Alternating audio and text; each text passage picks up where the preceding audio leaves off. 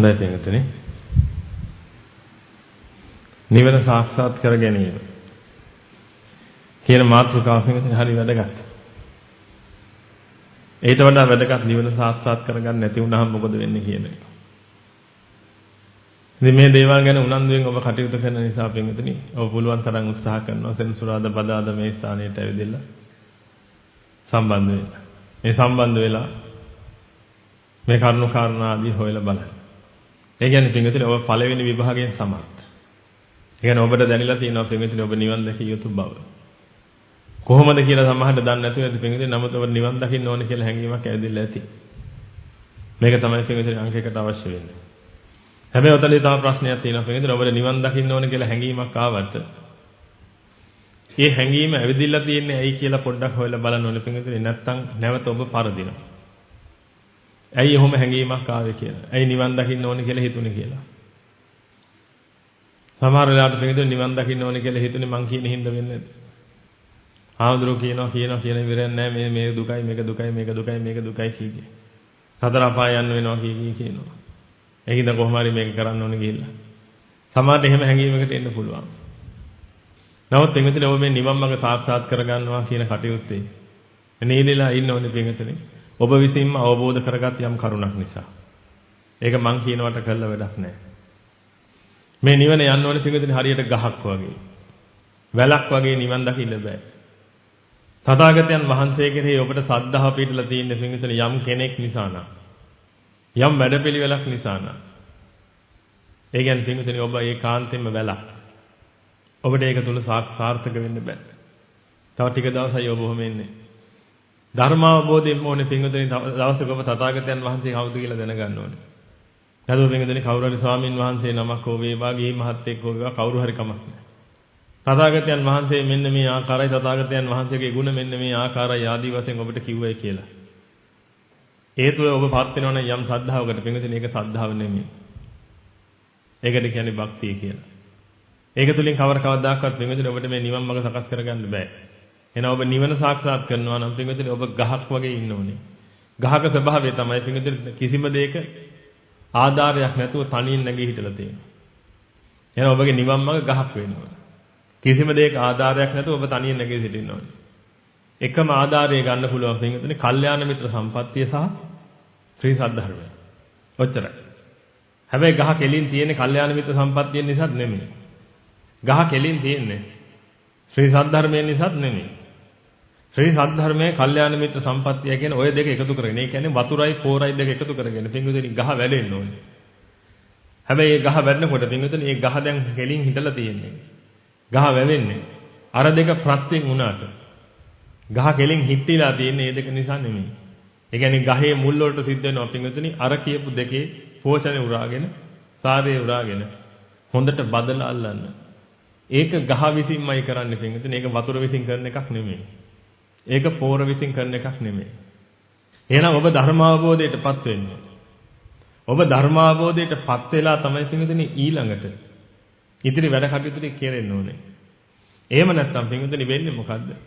කවුරු හරි දේශනා කරන ස්වාමින් වහන්සේගේ දේශනා රටාව නැත්නම් ඒ දේශනා කරන ඒ කියන දේවල් වලට ඔබට හිතෙනවා පින්වතුනි ඔබට ධර්ම තේරුණායි ඔබට නිවන් දකින්න ඕනේ කියලා. ඊළඟ නිවන් දකින්න ඕනේ කියලා පින්වතුනි ඔබ කටයුතු කරගෙන යනවා. එතකොට දැන් ඔබට තථාගතයන් වහන්සේ කෙරෙහි ශ්‍රද්ධාව පිටලා තියෙනවා මොකද? අර කියන බණ නිසා. ටික දවසක් යනකොට පින්වතුනි ඒ ස්වාමින් වහන්සේ අපවත් වෙනවා. ඊට පස්සේ පින්වතුනි ඔබ අන්ධ භූ තත්ත්වයටපත් වෙනවා. ඔබට හිතා ගන්න බැරිනවා මොකද්ද මේ වෙන්නේ කියලා. ඊට පස්සේ පින්වතුනි ඔබ නැවතත් අර කියපු පු탁 ජන තත්ත්වයටම වැටෙනවා. එහෙනම් ඔබ මේ වෙලාවේ ඉඳලා තියෙන්නේ පින්වතුනි වැලක් වගේ මිසක් ගහක් වගේ නෙමෙයි. ඒ කියන්නේ තව කෙනෙක්ගේ ආශ්‍රයෙන් තමයි පින්වතුනි ඔබ ගොඩ නැගිලා තියෙන්නේ.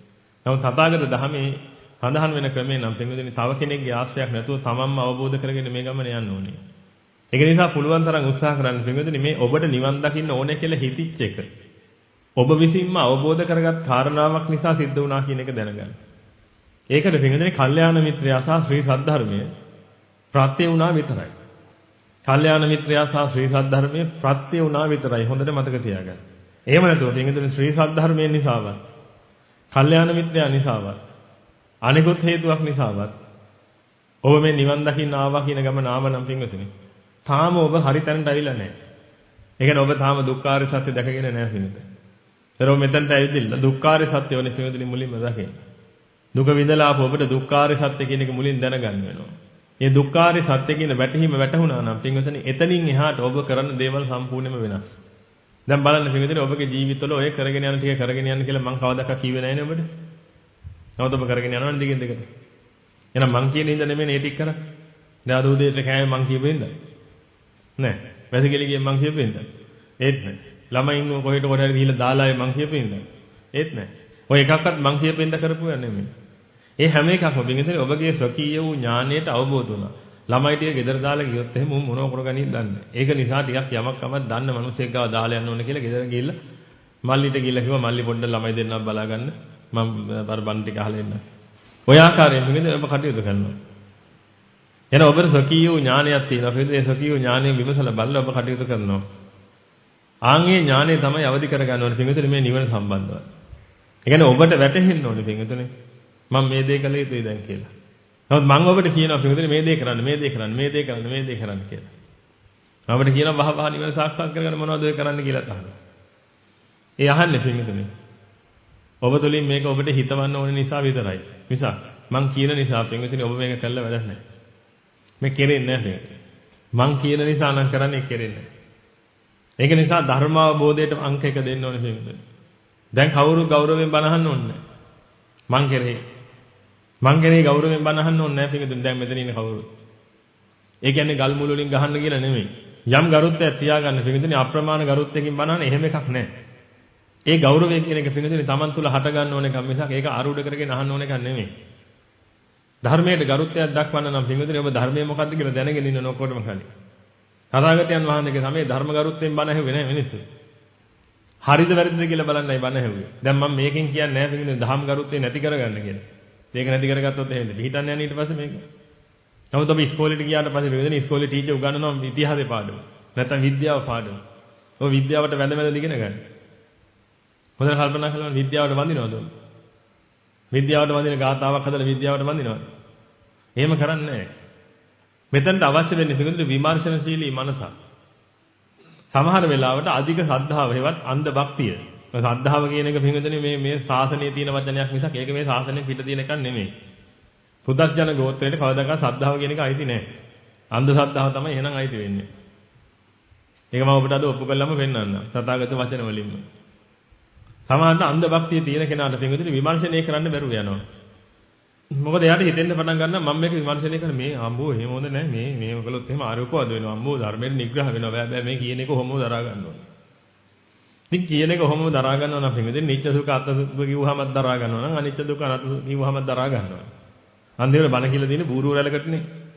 ඒක නිසා කවදාකවත් මේ කියන දේවල් කියන හැටියට ගන්න සූදානම් වෙන්න එපා. එහෙම ගත්තොත් ඔබ පරදිනවා පින්විතනේ. තේරුමක් නැහැ මේ වැඩේ.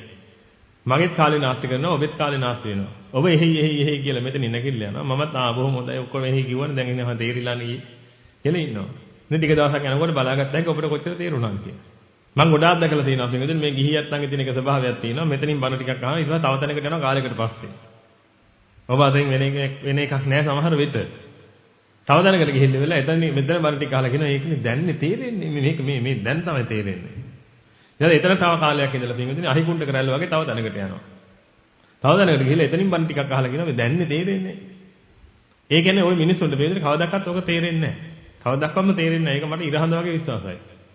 මොකද හේතුව පින්විතනේ මේ මිනිස්සු බණ අහන විදිහ දන්නේ නැහැ. එහෙනම් මම ඔබට කියන්නේ පින්විතනේ මොකද මේ මෙතනදි විතරක්. අනිත් තැනකට ගියාට පස්සේ පින්විතනේ ඔබ දන ගාගෙන බඩ ගාගෙන යන්න එතන. ගිහිල්ලා පෙරලි බණ අහන්න. වැඳගෙන පෙරලෙන්න. මොකද පින්විතනේ ගොඩාක් දේශනාවල පින්විතනේ එහෙම විමර්ශනය කරන්න දෙයක් නැහැ. බෝධිසත්වයන් වහන්සේ මෙහෙම කළා. අනේ සාදු කියලා වට 10 මේ පැත්තට පෙරලෙන්නේ. ඊට පස්සේ බෝධිසත්වයන් වහන්සේ මෙහෙමත් කළා. ගොම ආයි සාදු කියලා අනිත් පැත්තට වට 10ක් පෙරලෙන්නේ.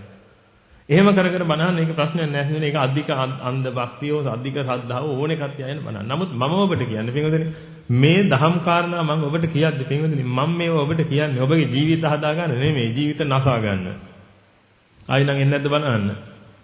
පුතග්ජනයට මේක තේරෙන්නේ නැහැ. මේ පොඩි කෑල්ල කට් කරලා ඉවරලා දාන බුලන් පේනව නේද මේ සීදී විනාසා ගන්න මේ උන්නේ බණ කියන්නේ කියලා. අන්ධ භූතයිනේ මේකද. අඳ බාල පු탁ජන පිරිස්නේ ඉන්නේ. ඒකට තේරෙන්නේ නැහැ මේ කියන්නේ. මම ඔබ පුළුවන් නම් උත්සාහ කරන්න මේක තේරුම් ගන්න. එහෙනම් මම ඔබගේ ජීවිත හදා ගන්න බන කියන නෙමෙයි. කවුරු හරි ජීවිතේ හදා ගන්නව නම් මේක බැරි තැනකට ඇවිදලා තියෙන්නේ. මම මෙතන දහම් දසන්නේ මේකේ ජීවිත නසා ගන්න. يعني ජීවිත කියලා විදින ස්වභාවයක් තියෙනවා නම් මේ දින ඔන්න ඔබ නැති කරගන්න. එහෙනම් ඒක නැති කරගන්න නම් පින්විතනි ඔබගේ මූ ස්වකීය වූ ඥාණයෙන් මේක අවබෝධ කරගන්න ඕනේ. ඒක හරියට පින්විතනි 100%ක විතර නැත්නම් 105ක විතර සම්මා සම්බුද්ධත්වය. මේ ධහම තමන් තුළින් දැක ගන්න ඕනේ. තමන්ගේ අත්දැකීම් තුළින් තමන් විමර්ශනය කර කර බලන්න ඕනේ. අන්න එහෙම තමයි පින්විතනි මේ ධහම ඉස්සර අවශෝෂණය කරගන්නේ. එහෙම නැතුව පින්විතනි එහෙයි කියලා ගත්ත ගමන් ඔබ පරදිනවා. ඒක නිසා පුළුවන් තරම් උත්සාහ කරන්න දහම් ගරුත්වයයි ඔක්කොම පැත්තකින් තියලා ඉවරලා පින්විතනි තර්ක කර කර මේක අවබෝධයට ගන්න. අන්න ඒ අවබෝධයටපත් වුණාට පස්සේ පින්විතනි ඔබ මං කියපු නිසා නෙමෙයි. මම ප්‍රතිපත්ති පුරුණ නිසා නෙමෙයි. ඔබට තේරුණේ දහම. ඔබගේ ජීවිතය තුළින් මේක විමසලා බලනකොට ඔබට හොඳටම තේරුණා මම මේ කරගෙන ආපු වැඩ පිළිවෙල කිසිම තේරුමක් නැහැ කියලා. ඒක කොච්චර කළත් මේ කියන ලොකුම ප්‍රශ්නෙට විසඳුමක් ගන්න බෑ කියලා. මොකද මේ ප්‍රශ්නේ දැක ගන්න ඕනේ ප්‍රශ්නෙට හේතුව දැක ගන්න ඕනේ හේතුව රසන කලින් ප්‍රශ්නේ නැති වෙන බව දැන ගන්න ඕනේ. ඒකට මාර්ගයක් තියෙනවා නම් අන්න ඒක දැන ගන්න ඕනේ ඒක පුරන්න ඕනේ. ඕක තමයි ක්‍රමය. ඕනෙම ප්‍රශ්නයක් විසඳන්න තියෙන ක්‍රමය ඕක. ඉතින්ලා ප්‍රශ්නේ දැන ගන්න ඕනේ. ඊට පස්සේ ප්‍රශ්නෙට හේතුව දැන ගන්න ඕනේ. එතකොට දැනෙන්න පටන් ගන්නවා පිටින් එන හේතුව රසන කලින් ප්‍රශ්නේ තියෙන්නේ නැහැ කියලා. එහෙනම් අන්න ඒකට තියෙන මාර්ගය මොකද්ද කියලා හොයලා ඒක කරනවා. එහෙනම් පිටින් ඔය මෙතෙන්ට ඇදලා මුලින්ම ප්‍රශ්නේ මොකද්ද කියලා තේරුම් ගන්න ඕනේ. ප්‍රශ්නේ මොකද්ද කියලා දන්නේ නැතුව එකකටවත් අත ගන්න බෑ. එහෙනම් උත්සාහ කරන්න ප්‍රශ්නේ මොකද්ද කියලා දැනගන්න. ප්‍රශ්නේ මොකද්ද කියලා දැනගන්න වැඳගෙන බෑ පිටින්. ප්‍රශ්නේ මොකද්ද කියලා දැනගන්න පිටින් ඔබ කරන්න ඕනේ මොකක්ද? හොඳට විමර්ශනය කරන්න ඕනේ මේ දහම. ඔබ විමර්ශනය කරනවා නම් ඔබට නිින්ද යන්නේ නැහැ. ඔබට නිින්ද යන ප්‍රධාන හේතුව තමයි ඔබ දහම විමර්ශනය කරන්නේ. ඔබ ඔහේ ඇහෙන්නේ නැත්නම් නිකන් ඉන්නවා.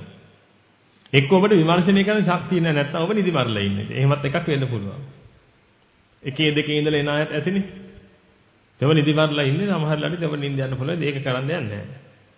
විමර්ශනය කරනවා නම් පිටුදින ඔබට නිින්ද යන්නේ නැහැ. ඔබ හොඳ අවධානයෙන් අහගෙන ඉන්නවා. මොකද්ද මේ කියන්නේ? ඔය ඊළඟ එකත් එක්ක තර්ක කරන්න ඕනේ දැන්. ඊළඟට එන කරුණත් එක්ක.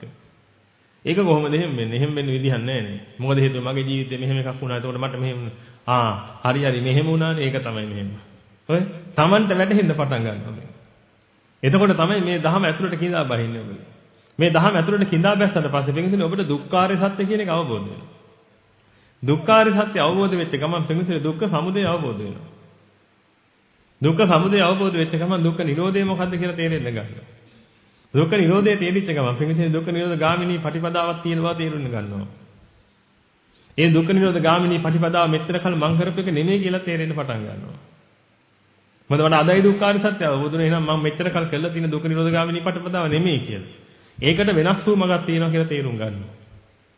ඔන්න ඔය ටික ඔක්කොම තේරුම් ගත්තට පස්සේ පින්වතුනි ඔන්න ඔබ කෙලින් වැවිච්ච ගහක් බවට පත් වෙනවා. දැන් මොකද වෙන්නේ පින්වතුනි ඔබට තථාගතයන් වහන්සේ කෙරෙහි අප්‍රමාණ ශ්‍රද්ධාවක් හට ගන්නවා. ඒ කියන්නේ තථාගතයන් වහන්සේ කෙරෙහි විශ්වාසයක් හට ගන්නවා කියන්නේ ශ්‍රද්ධාව කියලා කිව්වේ ඒකට. තථාගතයන් වහන්සේ කෙරෙහි ඔන්න විශ්වාසයක් හටගත්තා. ශ්‍රී සද්ධර්මයේ කෙරෙහි විශ්වාසයක් හට ගන්නවා පින්වතුනි ආර්ය මහා සංඝරත්නය කෙරෙහි විශ්වාසයක් හට ගන්නවා. ඕන්න ඔය ටික හටගත්ත ගමන් පින්වතුනි දැන් ඔබ තනියෙන් නැගී සිටින ගහක්. දැන් ඊට පස්සේ මොකද වෙන්නේ පින්වතුනි මුළු ලෝකෙමයි විරුද්ධ වෙනවා. මුළු ලෝකෙමයි ඇවිදලා කියනවා ඔය බුදුහාඳුරු කියලා කියන්නේ එහෙම කෙනෙක් නෙමෙයි. බුදුහාඳුරු බුදු වෙලා නැහැ. ඔය ඔක්කොම මිත්‍යා කතා ඔය පුරාවෘතයක් ඔය එන්නේ. ඔබට බණ කියපු හාමුදුරුවෝ පිළි අරගෙන පුරාවෘතයක් මේක කියලා. එතකොට දැන් බණ කියපු හාමුදුරුවට එනං එතිලා හිටියේ පින්වතුනි දැන් ඔබ මොකද්ද කරන්නේ? ඒක තමයි නෑ. උඹ එහෙනම් පුරාවෘතයක් මේ නිවන කියලා එකක් නෑ බොරු කතාවක්. දැන් මොකද වෙන්නේ? පින්වතුනි ඔබට මේක අවබෝධ වුණා නම් අවබෝධ වුණානේ පින්වතුනි. ඒකයි අමුතුවෙන් කියන දෙයක් තියෙනවා. දෙවරක් පහ කීයද? 10 බලන්න ඔක්කොම බුද්ධිමත්. දෙවරක් චක්කරේ දන්නවනේ. දෙවරක් පහ 10යි. මොකද පින්වතුනි ඔබට ඒක ප්‍රත්‍යක්ෂයි නේද? දැන් දෙවරක් පහ 10යි කියලා. දැන් ඔබට උගන්වපු ගුරුවරයාම ඇවිදලා කියනවා මට එදා වැරදුනා. දෙවරක් පහ 10 නෙමෙයි දෙවරක් පහ 12යි. දැන් ඔබ පිළිගන්නවා. නමුත් එදා ඔබේ ගුරුවරයා කිව්වනම් එහෙම පුතා වා මේක පාඩම් කරගන්න. දෙවරක් පහ 10යි දෙවරක් පහ 10යි දෙවරක් පහ 10යි දෙවරක් පහ 10යි. ඔබට තර්කානුකූල න්‍යායකින් අවබෝධ වුණේ නැත්නම් දෙවරප්පා 10යි කියලා පින්වතුනි. ගුරුවරයා කියප එක නම් ඔබ දරාගෙන ආවේ. පස්සේ දවසේ ගුරුවරයා ගිහුවම පුතා දෙවරප්පා 10යි නෙමෙයි දෙවරප්පා 12යි. ඒක දැන් මතක තියාගන්න කියලා ඔබ මොකද කරන්නේ? දැන් ඒක මතක තියාගන්න. ඒ කියන්නේ පින්වතුනි ගුරුවරයා වෙනස් වෙද්දී ඔබත් වෙනස් වෙනවා. එතකොට ඔබ නිකන් ප්‍රස්තාරයක් වගේ. x අක්ෂය වෙනස් වෙද්දී y අක්ෂයත් මක් වෙනවද? වෙනස් වෙනවා. එතකොට ඔබට නිශ්චිත හැඩයක් නැහැ. x අක්ෂය ටිකක් වේගෙන් ගියා නම් y අක්ෂයත් ටිකක් වේගෙන් ගිහිල්ලා ඔන්න. ඒත් එහෙම වෙන්න බෑ. නිවන් මාර්ග කියලා කියන්නේ පින්වතුනි. x අක්ෂයට මොනවා වුණත් y අක්ෂය කෙලින් ඉන්න ඕනේ. ඒ කියන්නේ y අක්ෂය කියන එක x අක්ෂයෙන් ස්වායත්තයි. y අක්ෂය කියන එක සියලුම දේවල් වලින් ස්වායත්තයි. ඔන්න ඕකට තමයි පින්වතුනි නිවන් මාර්ගයේ ආරම්භය කියන්නේ. ඕකට තමයි සෝතාපන්න ඵලය කියලා කියන්නේ. ආයි මාර සේනාවට ඇවිදින්නවත් පින්වතුනි ඔබ වෙනස් කරන්න බෑ. මොකද ඔබට අවබෝධ වුණා දෙයක්. ඒ අවබෝධ වුණේ ප්‍රත්‍යක්ෂ අවබෝධයටපත් වුණා.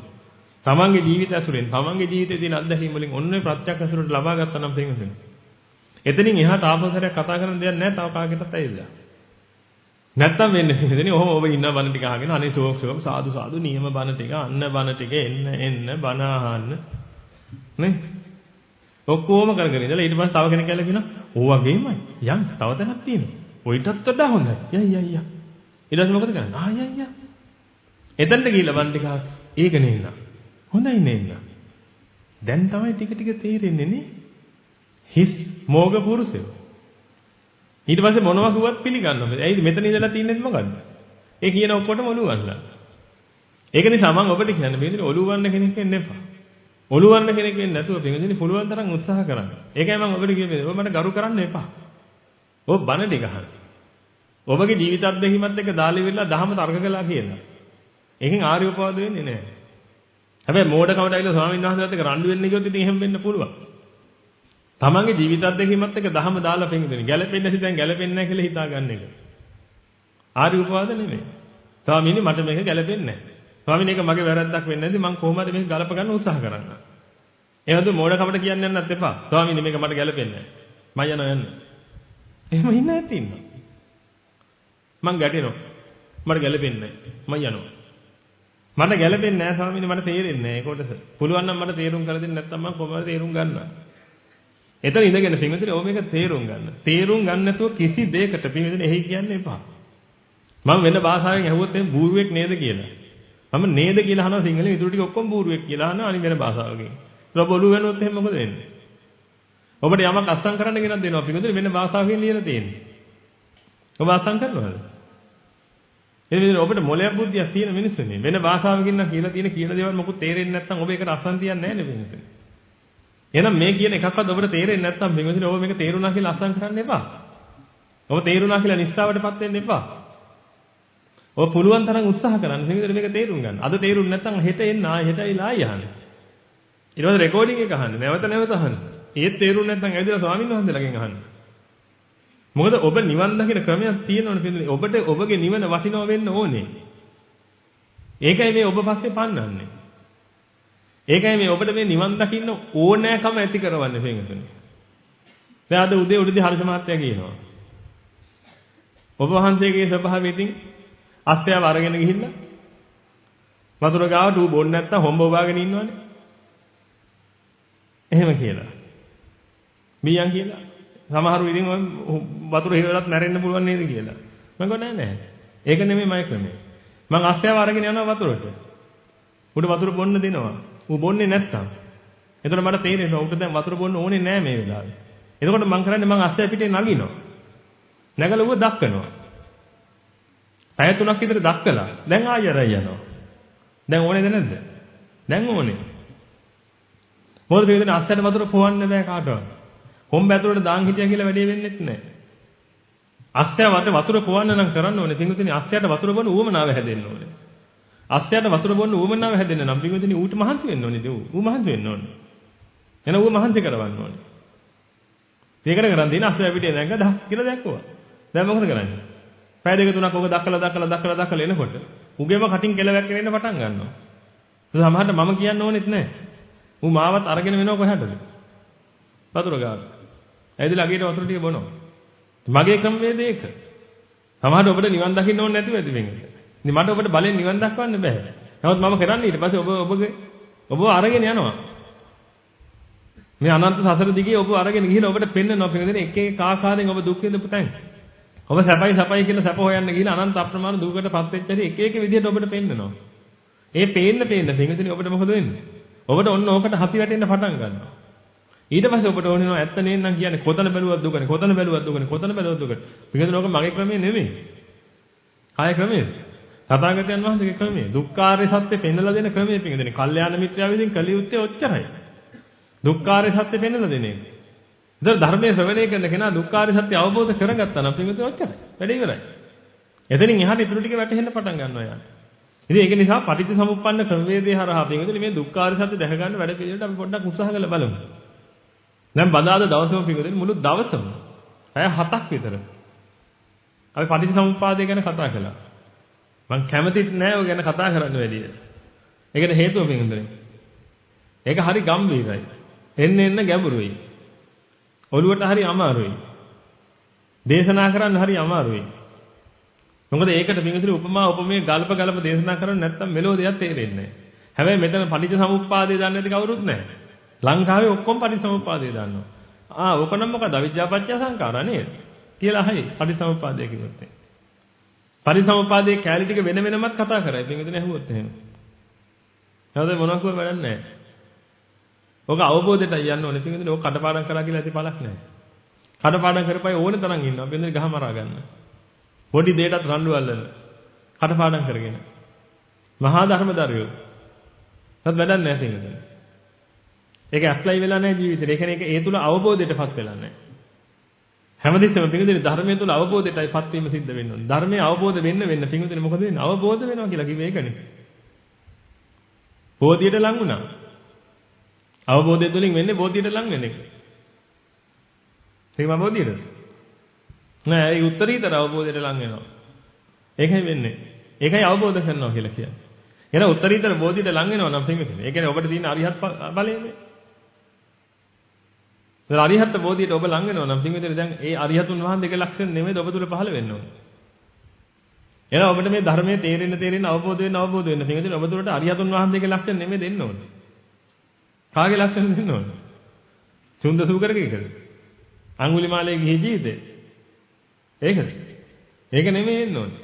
ආලෝකයක්තයාගේ පෘථග්ජන කාලයේද? ඒක නෙමෙයි එන්න ඕනේ. ගන්න මේ පිරිසද පිටින් අඟුලිමාල එහෙමත් නැත්නම් ආලෝකයක්තය. ඔය පිරිස පිටින් කොච්චර රෞද්‍ර මිනිස්සුද? දහම් අවබෝධයට පත් වුණා විතරයි වෙන්නේ. පුළුන් ගොඩවල් වගේ ඊට පස්සේ. වචන මාත්‍රයකින් තව කෙනෙකුට හිංසාවක් කරන්න හිතෙන්නේ නැහැ. එහෙනම් අන්න ඒකට තමයි අවබෝධය කියන්නේ. නමුත් දහම ඉගෙන ගත්තා. කවුරු හරි කෙනෙක්. ඉගෙනගෙන මොකද කරන්නේ? ඇයි? මගෙන් අහපල්ලා ඕන එක. මං කියන්නේ. දවසක් සාරිපුත්‍රයන් වහන්සේ මහා මොග්ගල්ලාණන් වහන්සේ පිරිසල දහම් දැසෙස ඉන්නවා. ඉන්නකොට වයසට ගිහිල්ලා පැවිදි වෙච්ච ආදේ. මානෙන් උණු වෙච්ච. දහම් ටිකක් අඩපාඩම් කරගත්තා. එහෙම හාමුදුරුව කෙනෙක් මොකද කරන්නේ? පිඟුදෙනේ ඇවිදින්න ඉවරලා එතනින් ඉඳගෙන කියනවා. බොහොම හොඳයි. මුන්වහන්සේලාගෙන් අහන්න දන්නේ නැති දේවල්. උන්වහන්සේලාට මොන හරි විශ්න ගන්න බැරි වුණා. මම මෙතන ඉන්නවනේ. බය නැතුව කරගෙන යන්න. මහා ප්‍රාඥ සාරිපුත්‍රයන් වහන්සේ. මහා ඉරිදිමත් මහා මොග්ගල්ලාණන් වහන්සේ. තථාගතයන් වහන්සේගේ අග්‍ර ශ්‍රාවකයෝ දෙන්න. උන්වහන්සේලා දෙන බණ කියනකොට අර මුඩ පබ්බජිත් ඇවිල්ලා මොකද්ද කිව්වේ? ඔය ආකාරය. මොකද ධර්මයේ දන්නවා. දන්නව උන්ට වැඩක් නැහැ පිළිදෙන මක් වෙලා නැද්ද? අවබෝධයට ඉහිලා නැහැ. අඩුම තරමේ සාරිපුත්‍රයන් වහන්සේ කියන්නේ කවුද කියලාවත් අවබෝධ කරගන්න තරම් ධර්ම තේරිලා නැහැ තාම. ඒක නිසා පිළිදෙනේ හොඳම කාරණාව තමයි මේ ධර්ම ඔබ තුරට කිඳා බස්ව ගන්න එක. කටපාඩමේ තියාගන්න එපා වැඩක් නැහැ මේක. දැන් මම ඔබට පටිච්චසමුප්පාදයේ යන්තමින් තේරුම් කරන්න. ඒක අද දවසම යයි. මම තියාගන්න මේ 100%ක් එහෙම නෙමෙයි. මේ 0.1%ක්. පටිච්චසමුප්පාදයේ 100%ක් තේරුම් ගන්න මට ශක්තියක් නැහැ. මම හිතන්නේ සාරිපුත්‍රයන් වහන්සේලාට එහෙම ශක්තියක් තිබෙයි කියලා. සාරිපුත්‍රයන් වහන්සේට 90ක් විතර තේරෙන්නේ නැති මේක. මට 101ක් විතර තේරුම් ගන්න පුළුවන් ඒ ජීවිත කාලේ. මොකද මේකේ මුළු ජීවිතේක මේ අනන්ත සසරට මට පටිච්චසමුප්පාදේ තේරිච්ච දවසක් නැහැ. දැන් තමයි තේරෙන්නේ. චුට්ටක්. අනන්ත සසරේ කවදාහවත් මම පටිච්චසමුප්පාදේ කියන වචනේ අහලවත් නැද්ද සමහර වෙලාවට. ඇහුවත් ඉතින් කටපාඩමේ තියාගෙන ඉන්නේ නැති. ගිරවෙක් වගේ. නමුත් මාත්‍රයක්වත් මට තේරුන්නේ නැහැ. මොකද මට පටිච්චසමුප්පාද දහම් කාරණාව තේරුණා නම් පිටුදේ කාලේ මම සෝතාපන්න වෙන්න බෑ. එහෙනම් මං ආයේ මේ බුද්ධ කාලෙට එන්න විදිහක් නැහැ. ඒ කියන්නේ මට දුක්ඛාර සත්‍ය තේරෙන්න ඕනේ පිටුදේ එහෙනම්. දුක්ඛාර සත්‍ය වැටහුණා නම් මං ඉතුරු ටික වටහා ගන්නවා. නමුත් මට දුක්ඛාර සත්‍ය වැටහුන්නේ නැහැ පිටුදේ. අනන්ත සසරේ කවදාවත්. ඒක ඔබට හොඳටම ප්‍රත්‍යක්ෂයි නේද? මොකද මට එදා දුක්ඛාර සත්‍ය වැටහුණා නම් අද මම මේ බුද්ධාන්තරයට මං එන්නේ නැහැ. එහෙනම් මං එතනින් ඉවර කරගන්නවා වැඩේ. එහෙනම් මේ අපි කාටවත් එන්නේ මේ ආපු අපි කාටවත් පටිච්චසමුප්පාදය කියන එක මේ ආනන්ද සසරටම තේරිලා නැහැ. එහෙනම් දැන් මුලින්ම අපි අවබෝධ කරගන්න ඕනේ කාරණාව තමයි තියෙන්නේ. මේ අනන්ත සසරේ ස්වභාවය. දැන් ඒකට මම තථාගතයන් වහන්සේගේ දේශනා කීපයක් ගෙන හර දක්වන්න. තථාගතයන් වහන්සේගෙන් අහනවා පිළිතුරේ එක්තරා කෙනෙක් ඇවිදින්න. ස්වාමීනි අපි කොච්චර කල් ජීවත් වෙලා තියෙනවද? දැන් ඒකට පිළිතුරේ සූත්‍ර ඕනේ තරම් තියෙනවා. දැන් මේව ඔබ දැනගන්න ඕනේ. ඔබ කොච්චර කල් මේ සසරේ ජීවත් වෙලා තියෙනවද කියලා. එක උදාහරණයක තථාගතයන් වහන්සේ දේශනා කරනවා. මේ මුළු ජම්බුද්වීපයේම තියෙන. ඒ කියන්නේ මේ මුළු මහත් පෘථුවියේම තියෙන. ගස්වල ඒ ගස් ඔක්කොම කපාගෙන ඇවිදින්න. පැලෑට ඉඳන් ඔක්කොම කපාගෙන ඇවිදින්න. ඒක අඟල් 4 කෑලියට කපලා. එක කෑල්ලක් තියෙනවා මේ අම්මා.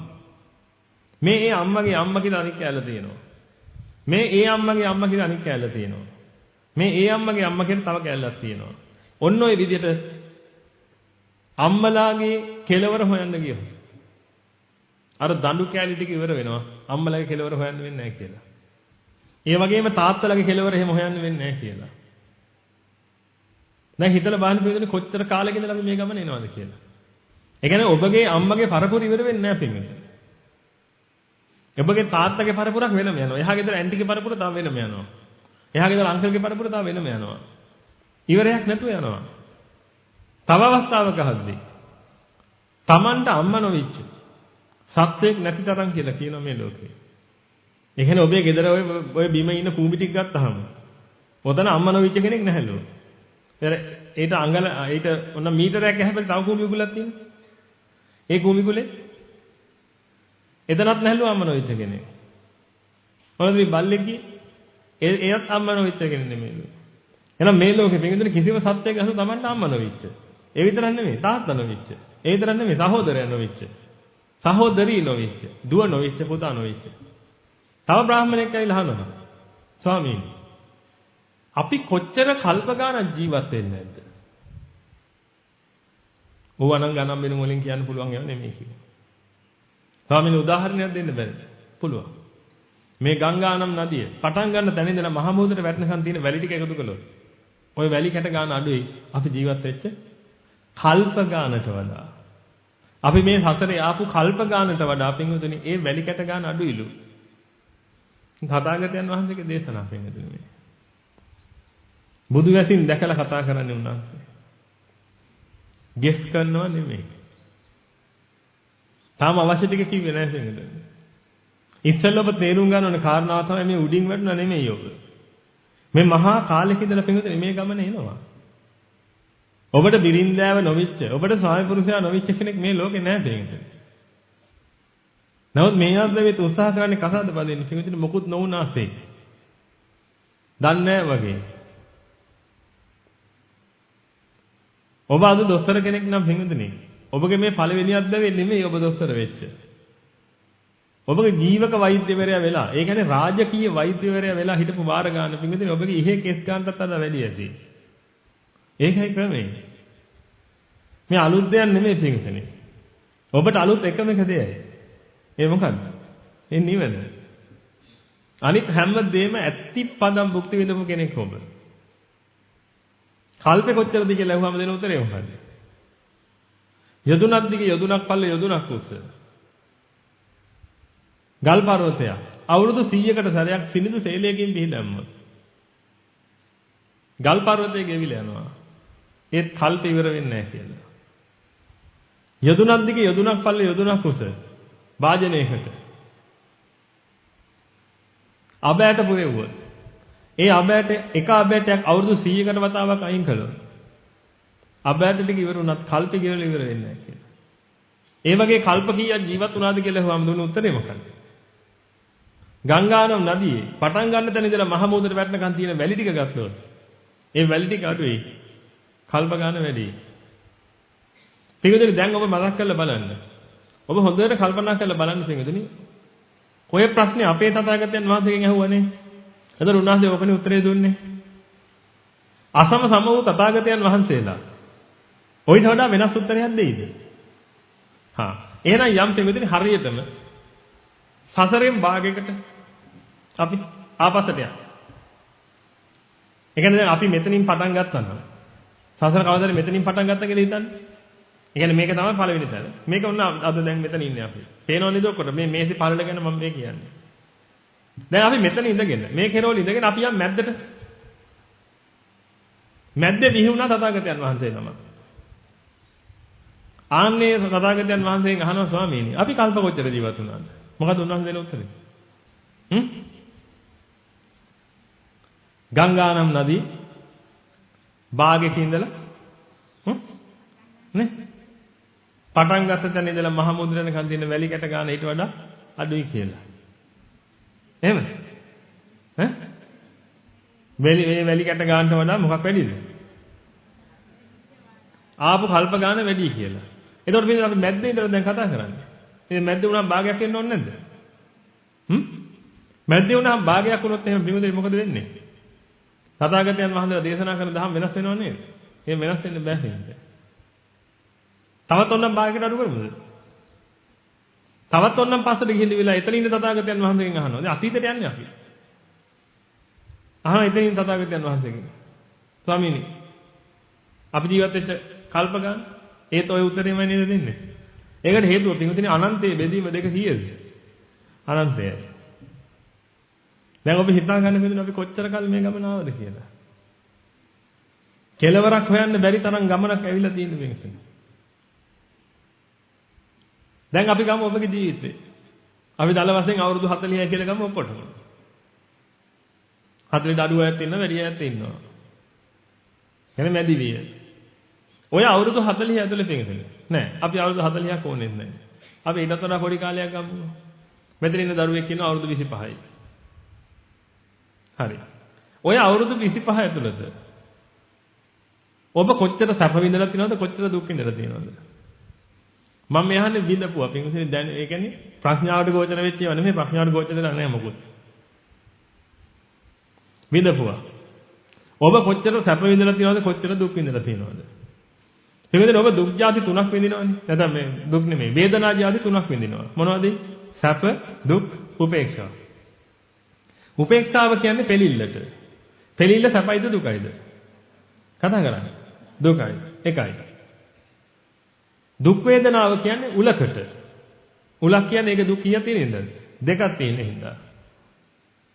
එහෙනම් දුක් වේදනාවක් විඳිනකොට දුක් දෙකක් එතන තියෙනවා. සැප වේදනාව දුකක් ලෙස දකින්න කිව්වා. දුකක් ලෙස දකින්න කිව්වේ එතන සැප තිබුණාට තව එකක් තියෙනවා මොකද? දුක කියලා එකකුත් තියෙනවා. ඇයි? පෙලිලා පෙලීමෙන් නිදහස් වෙන්නේ තමයි ඔක එන්නේ. එහෙනම් දෙවිදෙනි පෙලිලා පෙලීමෙන් නිදහස් වෙන අර මායාකාරී සැපත දැනෙනකොට ඔබට ඊට කලින් දුකක් දැනෙලා තිබුණා. ඒකක්. ඊට පස්සේ දුක් වේදනාව වෙනකොට තව දෙකක් දැනුණා. උපේක්ෂාව දැනෙනකොට තව එකක් දැනුණා. එතකොට දෙවිදෙනි ඔබට දැනලා තියෙනවා දුක් 4යි සැප 1යි. එහෙනම් අවුරුදු 25ක ජීවිතේට දුක් 4යි සැප 1යි තමයි ඔබට ලැබිලා තියෙන අනුපාතය. ඒ කියන්නේ 5න් 4ක් දුක් විඳලා තිනවා 5න් එකක් සැප විඳලා තියෙනවා. දල වශයෙන් ගත්තොත් තව දුක ඕන තරම් තියෙනවා. අපි ඒව අතල්ලා දාමුකෝ. එහෙනම් අවුරුදු 25ක ජීවිතේ පින්ගසුනි ගත්තොත් එහෙම. අවුරුදු 20ම විඳලා තියෙන්නේ මොනවද? දුක්. එහෙනම් ඔබ හොඳටම දන්නවා. දැන් ඒක අපි කීයද එකක්නේ. ඒකත් අයින් කරමු. ඔබගේ ජීවිතේ පින්ගසුනි ඔබගේ ජීවිතේ අවුරුදු 25 නම් ওই අවුරුදු 25 තුළ ඔබ කොච්චර දුක් විඳිනවද කියලා හිතලා බලන්න. ඔබ ඉස්කෝලේ යන්න කොච්චර දුක් විඳිනවද කියලා බස් වල යන්න. මිනිස්සු ඔබට බනිද්දි ගහද්දි ඔබ කාමයෙන් සන්දර්භණය වෙද්දි පින්ද ඔබට කාමයේ ඉවස ගන්න බැරි වෙද්දි ඔබ විඳපු දුක් අනන්තයි අප්‍රමාණ. ඔබගේ අදහස ඉෂ්ට වෙන්නේ නැතුව කල්ගත කරපු වාර ගන්න අනන්තයි අප්‍රමාණයි. ඇඬු කඳුලෙන් ජීවත් වෙච්ච අම්මා තාත්තා මැරිච්ච වාර අනන්ත අප්‍රමාණ සංඛ්‍යාවක් වෙනතන. ඔය දුක්ඛ සාගරේ ඔබ ගිලිලා ඉන්නවා. ඔබගේ මුළු ජීවිතේම ගිනි ගොඩක් බවට පත් වෙලා තිබුණේ. ඒක නිසා පින්විතනි ඔබ මොකද කරේ? ඔය රස්සාවල් කර කර ඔය මොනවා හරි කර කර පින්විතනි ඒ ගින්නෙන් නිදහස් වෙන්න උත්සාහ කරනවා හැමතිස්සෙම. ඒ ගින්නෙන් නිදහස් වෙන්න උත්සාහ කරන වාරයක් ගන්න පින්විතනි ඔබ තව තවත් ගින්නට ඇදිලා වෙටි. ආපු ගමන කාවේ. එහෙනම් අවුරුදු 25ක කාලේ ඔච්චර දුක්ඛිතයි නම් පින්විතනි දැන් මට කියන්න. අනන්ත අප්‍රමාණ සංසාරේ. ඔය අවුරුදු 25 ඒවා කීයක් තියෙන්නේ නැද්ද? අපි උපකල්පනය කරමු පින්විතනි වැඩි හරියක් හිටියේ සුගතිය කියලා. උපකල්පනය කරමු. මේක තමයි ලෝකෙන් ලොකුම බොරුව. කවුරු හරි කිව්වොත් මම වැඩි හරියක් සුගතිය හිටියේ කියලා. දැන් මේ සුගති කාලය ගැන කතා කරන්නේ. ඔබගේ අවුරුදු 25 ගැන කතා කරන්නේ මිනිස්සෙක් වෙලා යමක් තමක් තියෙන පවුලක ඉපදෙලා. මොකද පාරේ ජීවත් වුනේ නැහනේ ඔබ. ඉවදිච්ච ගමන් පාරේ දාලා ගියා කුණු කාණ්ඩුවක හැදුනේ, කොයි කුණුබත් කකා හැදුනේ. එහෙම නැහනේ කවුරු. ඒත් ඔබ කොච්චර දුක් විඳද කියලා. එහෙමනම් පින්විතනේ ඒසා මහ දුකක් විඳපු ඔබ අනන්ත සසරෙම සුගතියේ හිටියත් දැන් කල්පනා කරලා බලන්න පින්විතනේ. ඔය අවුරුදු 25ම කොච්චර ඔබ ඉන්නේ නැද්ද කියලා ජීවිතේ? දැන් මං කියන හින්දා නෙමෙයි. ඔබ මේක දැන් විමසන්න ඕනේ. නැත්තම් තේරුමක් නැති අරන් නෙමෙයි මේ කරන්නේ. ඔබ නිකන් අර වැඩට යනවා වගේ එනවා ඇවිදලා ඉඳගෙන ඉඳලා ආපහු ගෙදර යනවා හවස හරි සතුටින් අපි බණ ඇහුවා කියලා. බණ තියෙන අහන්න විතරක් නෙමෙන්නේ. අහලා ධාරණය කරගෙන හැසිරෙන්න. අන්තිමට බණ ඇහුවා විතර නම් තේමෙන්නේ ඇති වැඩක් වෙලා නැහැ ඔබගෙන්. ඔය පුටුවත් බණ අහලා දිනවා ඇති වෙනකන් ඔය පුටුවට දැන් පුදුම බලයක් තියෙනවා. ඇයි බණ අහලා? ඒක වැඩක් ඇති එකක් නෙමෙයි. මේ කැමරාව කොච්චර බණ දන්නවා කියලා දන්නවද දැන්? ඔබගේ නාම දවස් ඉඳලා පින්වදිනේ. පැය 6ම කොච්චර ඔගේ රෙකෝඩ් වෙලා නැද්ද? අර උඩහ කම්පියුටර් තියෙනවා පින්වදිනේ. ටෙරාබයිට් ගණන් දැන් මේ වෙලා ඇති. බණ කැඩුණාට පස්සේ අපි බලන්නේ ඒක පුච්චලා බලන්න ධාතු හැදිලාද කියලා. එහෙම වෙයිද? ඒකයි. එහෙනම් බණ අහන එකවත් මතක තියාගන්න එකවත් නෙමෙයි වැදගත් වෙන්නේ. මේක ධාරණය කරගන්න. එහෙනම් දැන් ඔබ කල්පනා කරලා බලන්න පිටුදී මේ අවුරුදු 25ම කොච්චර තියෙනවද කියලා මේ අනන්ත සසරේ. ඔය අවුරුදු 25ම හැම එකම මොනවද වින්දේ? දුක්. මේ වගේම නම් විඳින දුක්. නම් තථාගතයන් වහන්සේ දේශනා කරනවා පිටුදී අද නියසිලට පස් ටිකක් අරගෙන මෙච්චරයි කියලා සුගති සත්වෙයි. සුගතිය යන සත්වය මෙච්චරයි ඉන්නේ. ඊටු ටික ඔක්කොම මේ මහ පොළොවේ තියෙන වැලිකට ගන්නට ඔක්කොම දුගතියට යන්නේ කියලා. ඒ කියන්නේ ඔක්කොම සතර අපායට යන්නේ. නිය පොත්තට එන්නේ මෙච්චරයි කියලා.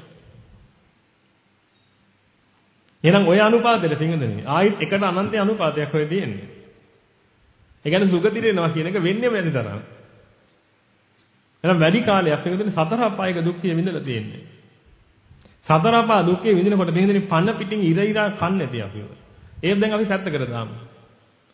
සතර අපායේ පැත්තකට දාමු. මොකද සතර අපායේ බය නම් කරන්නේ ඒකත් හරියන වැඩක් නෙමෙයි. පළවෙනි ඒම ඒක තුලින් සිද්ධ වෙන්න ඕනේ. ඊට පස්සේ අවබෝධයයි එන්න ඕනේ. මොකද ඔබ අවබෝධය ගත්තේ නැත්නම් වැඩක් නැහැ පිටින් මේකේ. මොකද මට ඕනේ ඔබ නිවන් මාගේ අරගෙන යන්න මිසක් මට ඔබ දිව්‍ය ලෝකයට යවන්න ඕනවක් නැහැ. සතර අපායට බය විය යුතුයි. දුකට බය වෙන්න ඕනේ කියලා සතර අපායට බය වෙනවා අනිවාර්යෙන්ම. ඒකට සතර අපායේ තොරතුරු දැනගන්න ඕනේ. ඒක නිසා තමයි අපි ඔබට සතර අපායේ තොරතුරු කියන්නේ. සහ ඔබ ඒකට යන්න තියෙන සම්භාවිතාව ගැන කියන්නේ. ඒකට ඔබ බය වෙන එක බොහොම හොඳයි. නමුත් දැන් එතනින් එහාට දැන් තව ටිකක් තියෙනවා කරගන්න. අපි සතර අපායේ පැත්තකින් තියමු. පැත්තකින් තියලා සුගති ලෝකේ විතරක් ගමු. දැන් ඔබ සුගති ලෝකේ ඉපදෙලා ඉන්නේ. මේ සුගති ලෝකේ අවුරුදු 25ක් ගත කරපැටි ඔබ දන්නවා පිටින්. එහෙනම් මේ සුගති ලෝකේ අවුරුදු 25ක් ඔය විදිහට නම් ඔබ ගත කළේ පින්විතනේ. මට කියන්න ඔබගේ අතීත අත්දැකයන් මේ අනන්ත අප්‍රමාණ සංසාරේ අනන්ත අප්‍රමාණ කල්ප ගානක් ජීවත් වෙච්ච ඔබ පින්විතනේ ඔය හැම එකම සුගතියක් බැවනම් ලැබුවේ. ඒත් ඔබගේ ජීවිතේ ගිනිගෙන දාන ජීවිතයක් නෙමෙයි. අම්මා මැරිලා ඇඬුවේ නැද්ද? තාත්තා මැරිලා ඇඬුවේ නැද්ද? සහෝදර සහෝදරියෝ මැරිලා ඉවස ගන්න බැරුව පින්විතනේ සිහි නැති වුනේ නැද්ද ඔබට? දරුවෝ වැරදි පාරේ ගිහිල්ලා එක එක ආකාරයෙන් පින්විතනේ අනන්ත අප්‍රමාණ මහා දුක්ඛ කන්දයකින් ඔබ වැහිලා තිබුණ නැද්ද කියලා මෙනෙහි කර කර බලන්න. මේ අද්දවේ දිහා බලන්න පින්විතනේ. එතකොට ඔබට තේරෙයි. මේ අද්දවේ ඔබට මහා සැපදායි ඉන්නම් කමක් නැහැ. ඔබට හිතෙනවා ඔබ මේ අද්දවේ දුක් විඳින්නේ නැහැ කියලා පින්විතනේ. එහෙනම් ඔබ අතීතත් බැලලා දුක් විඳලා නැහැ. මොකද ඔබට හිතෙනවා නම් පින්විතනේ මේ අද්දවේ දුක් විඳින්නේ නැහැ කියලා. ඒ කියන්නේ ඔබේ සතර අපායේ ඉන්නේ. ඒ කියන්නේ බල්ලේ පූසෙක් වෙලා ඉන්න තේරෙන්නේ නැහැ දුක් විඳිනවා කියලා. ඒකයි. එහෙම නැත්නම් මිනිස්සෙක් කියලා ඉන්නවනම් ඔබ හොඳටම දන්නවා පින්වතුනි අද උදේ නැගිටින එකක් දුකක් නෙමෙයිද කියලා ඔබට. සමහර එකේ ඉඳලා එනවා මෙහි. සමහර පහේ ඉඳලා එනවා මෙහි. උදේ නැගිටලා ඉවරලා කාටද ඕන උදේ නැගිටින්න. එලාම් සද්දය කියලා කියන්නේ නිකන් මරණ සද්දය වගේ. දුක් නෙමෙයිද ඔය? ඒ වාහනයක හරි කමන්නේ නැහැ පින්වතුනි මේ පාරේ ආපේක දුක නෙමෙයිද ඔබට? දැන් ඇයිද ඔතන ඉඳගෙන ඉන්න එක දුක නෙමෙයිද? දැන් කොච්චර දේවල් දරාගෙනද ඉන්නේ? මට ඕන නම් දැන් ඔබගේ දුක වැඩි කරන්නත් පුළුවන්. දැන් ඔබට චූබර එහෙම හැදුනොත් එහෙම කිව්ව ගමන් මොකද වෙන්නේ? දැන් මොකද වෙන්නේ? දැන් අර අමාරු ඉවසන් හිටපු එක දැන් ඉවසන් ඉන්න බැරි තත්ත්වයට එනවා. දැන් ආයි මොකද උනේ? දැන් ඔබ දුක නෙමෙයිද? ඒ අතරතුර ඔබට gedara මතක් වුණොත් දුකක් එන්නේ නැද්ද? ශෝකයක් බයක් ඇති වෙන්නේ නැද්ද හිතට? ඇයි මොනවා හරි තියනවනේ පිටින් ආරක්ෂා කරන්න තියාගෙන ඉන්නකෝ. ළමයින්ව දාලා වෙන කොහේ හරි. ළමයි මතක් වෙච්ච ගමන් හිතට දුකක් එන්නේ නැද්ද? මහා 10ක් එන්න පටන් ගන්න නැද්ද මොනව කරනවද දන්නේ නැහැ. පිටින් ඔක්කොම ඇති වෙච්ච විදිහක් තියෙනවා. අන්න ඒක තමයි පිටින් අපි තේරුම් ගන්න ඕනේ. නමුත් දැන් අපි තේරුම් අරගෙන තියෙන්නේ. තේරුම් අරගෙන නෙමෙයි අපි මේ විඳින දුකක් තියෙන බව අපි හැමෝම දන්නවා. නමුත් මේ දුක විඳින්නේ ඇයි කියන එක ගැන පිටින් මාත්‍රකවත් අවබෝධයක් නැහැ ලෝක සත්‍යයට.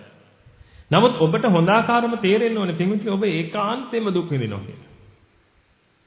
විඳිනවා. අවබෝධයෙන් නෙමෙයි මම මේ කියන්නේ. දුක් විඳිනවා. පිළිගන්නවද නැද්ද? ඔබ ශෝක කරනවද නැද්ද? ඔබට පරිදේව වෙනවද නැද්ද? පරිදේව කියලා කියන්නේ පිළිදෙන්නේ ශෝකයෙන් තව එහාට ගිහිල්ලා කෑ ගහනවා. ශෝකය කියලා කියන්නේ පිළිදෙන්නේ ඔහේ බලාගත්තද බලාගෙන ඉන්නවා. ශෝකයටපත් වෙලා. මොනව නිසාද? ඥාති වේසනේනවා සමන්නාගතස්ස. ඥාති වේසනයකට ඇවිදෙilla. භෝග වේසනේනවා සමන්නාගතස්ස. භෝග වේසනයක් වෙලා. රෝග වේසනේනවා සමන්නාගතස්ස. රෝග වේසනයක් වෙලා.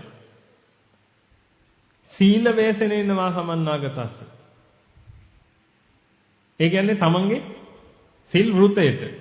සීලය කියන අපි අර කලින් සඳහන් කරපු සීලය නෙමෙයි. ඒක පිළිදෙන එකක් ඒකට මොකුත් වෙන්නේ නැහැ. සිල් වෘතයට මක් වෙලාද? හානි වෙලා. ඒකෙන් මහා ශෝකයකටපත් වෙන්න පුළුවන්. දිට්ඨි වේසනේනවා සමන්නාගතස්ස. තමන් ලබා දෙන දෘෂ්ටිය, ලබ්ධිය. ඒකට වෙනස් දෙයක් කවුරු හරි කියලා ඒක පරද්දලා. ඔන්න ඔය தත්වෙන් පිඟුතුනේ ශෝකයටපත් වෙච්ච පිරිස. ඔය දේවල් නිසා ශෝකයටපත් වෙච්ච පිරිස. බලන්න ඔබගේ ජීවිතේ ශෝකේ නැද්ද කියලා? ඔබ මූණ ඉල්ලන් හිටියේ නැද්ද කියලා පිළිදෙන්නේ ඔබගේ දෘෂ්ටිය නෙමෙයි වෙන එකක් තරම් ඉන්නව වෙන කෙනෙක්. ඔබත් එක්ක ආගිය කළා ඔබ පෙරදුනොත් එහෙම පිළිදෙන්නේ මූණ එල්ලගත්තේ නැද්ද? හොඳට කල්පනා කරලා බලන්න. මේ වැඩිපුර මූණ එල්ලගෙන හිටපු එක නෙමෙයිද කළේ? හැමදෙස්සෙම මූණ එල්ලගෙන හිටපු එක නෙකලේ පිළිදෙන ජීවිතේ. දැන් ඔය කියපු කනුඩි ගත්තොත් මෙහෙම පිළිදෙන්නේ ඔබ කොච්චර ශෝකයටපත් වෙච්ච අවස්ථාවක් තියෙනවද හිතලා බලන්න. මේ පත්තරේ තියෙන කන්දක් නායේ ගිහිල්ලා චූටි දරුවෙක් කන්දට යට වෙලා මැරිලා කියලා ෆොටෝ එකක් දාලා තියෙන චූටි දරුවගේ. ශෝකේනවද නැද්ද? ශෝකයි. ඒක එහෙමනම් බෙන්ගදනේ. ඔබගේ දරුවෙක් කන්දකට යටලා මලා නම් එහෙම ඔබට ශෝකේ එන්නේ නැහැ. එන්නේ මොකන්ද? එනිම උපායාසෙ එන්නේ. උපායාසය කියලා කියන්නේ බෙන්ගදනේ තනිකරම කෙලින් හිට ගන්න බෑ. ඒ තරම් මෙහෙසයි බෙන්ගදනේ මේ දැනෙන දුක. ඉඳන් බිම පෙරලෙනවා, පස් කනවා. හූරනවා තියෙන ඒවා. අඳල වැළපෙනවා. පරිදේව කියලා කොටසක් තියෙනවා පින්විතනේ ඔය කියන හැම දෙයක්ම නිසා. පරිදේවයෙන් සිද්ධ වෙන්නේ කෑ ගහනවා, මොර දෙනවා. දැන් ඔය කියන කාරණා තුන අපිට මල ගෙදරක දැක ගන්න පුළුවන්. කෙනෙක් ඉන්නවා ශෝක වෙලා. තව කෙනෙක් පරිදේව තත්ත්වයට ඇවිදෙilla කෑ ගහනවා. සිහි විකලෙන් කෑ ගහනවා. සමහරට මේ අධ්‍යක්ෂ ජෙනරාල් කොහේ හරි මොකක් හරි එකක. නමුත් දැන් එයාගේ අම්මා හරි මහත්තයා හරි නෝනා හරි කවුරු කෙනෙක් මැරිලා. දැන් සිහි විකල් වෙලා අධ්‍යක්ෂ ජෙනරාල් ඔහොම කෑ ගහනවාද? අනේ බුදු අම්මේ මාව දාලා යන්න එපා අම්මේ කියලා කෑ ගහනවාද? එහෙම කෑ ගහනවාද? අක්කේ නංගිත් ආවා අක්කේ ආංගිව බලාගනින් අක්කේ කියලා දොහොනේද කියනවද? අක්කා මැරලා ඊට කලින්. ඒ දොහොනේමයි වල දාලා තියෙන්නේ. දැන් කෑ ගහනවා සෝන ගාවේද මොකද්ද? අක්කේ නංගිත් ආවා අක්කේ නංගිව බලාගනින් අක්කේ දැන් මේ විකල් වෙලා නැද්ද? හොඳ සිහියෙන් ඉන්න වෙලාවට ඔය කියයිද ඔය මිනිස්සු? නෑ. එහෙනම් පින්විතනේ අර ශෝකේ තවදුරටත් හිඳා බහැලා. පින්විත දැන් ඔබ මේක විඳින්නේ. දැන් මේ වෙලාවේ පින්විතනේ ඔබ යන්න හිතින් ඔය කියන ස්වභාවයට පින්විතනේ. මම මේ කියන එක ඔබට දැන් සිනහ ජනිත කරනවා. ඇයි ඔබ දැන් හොඳ සිහියෙන් ඉන්නේ?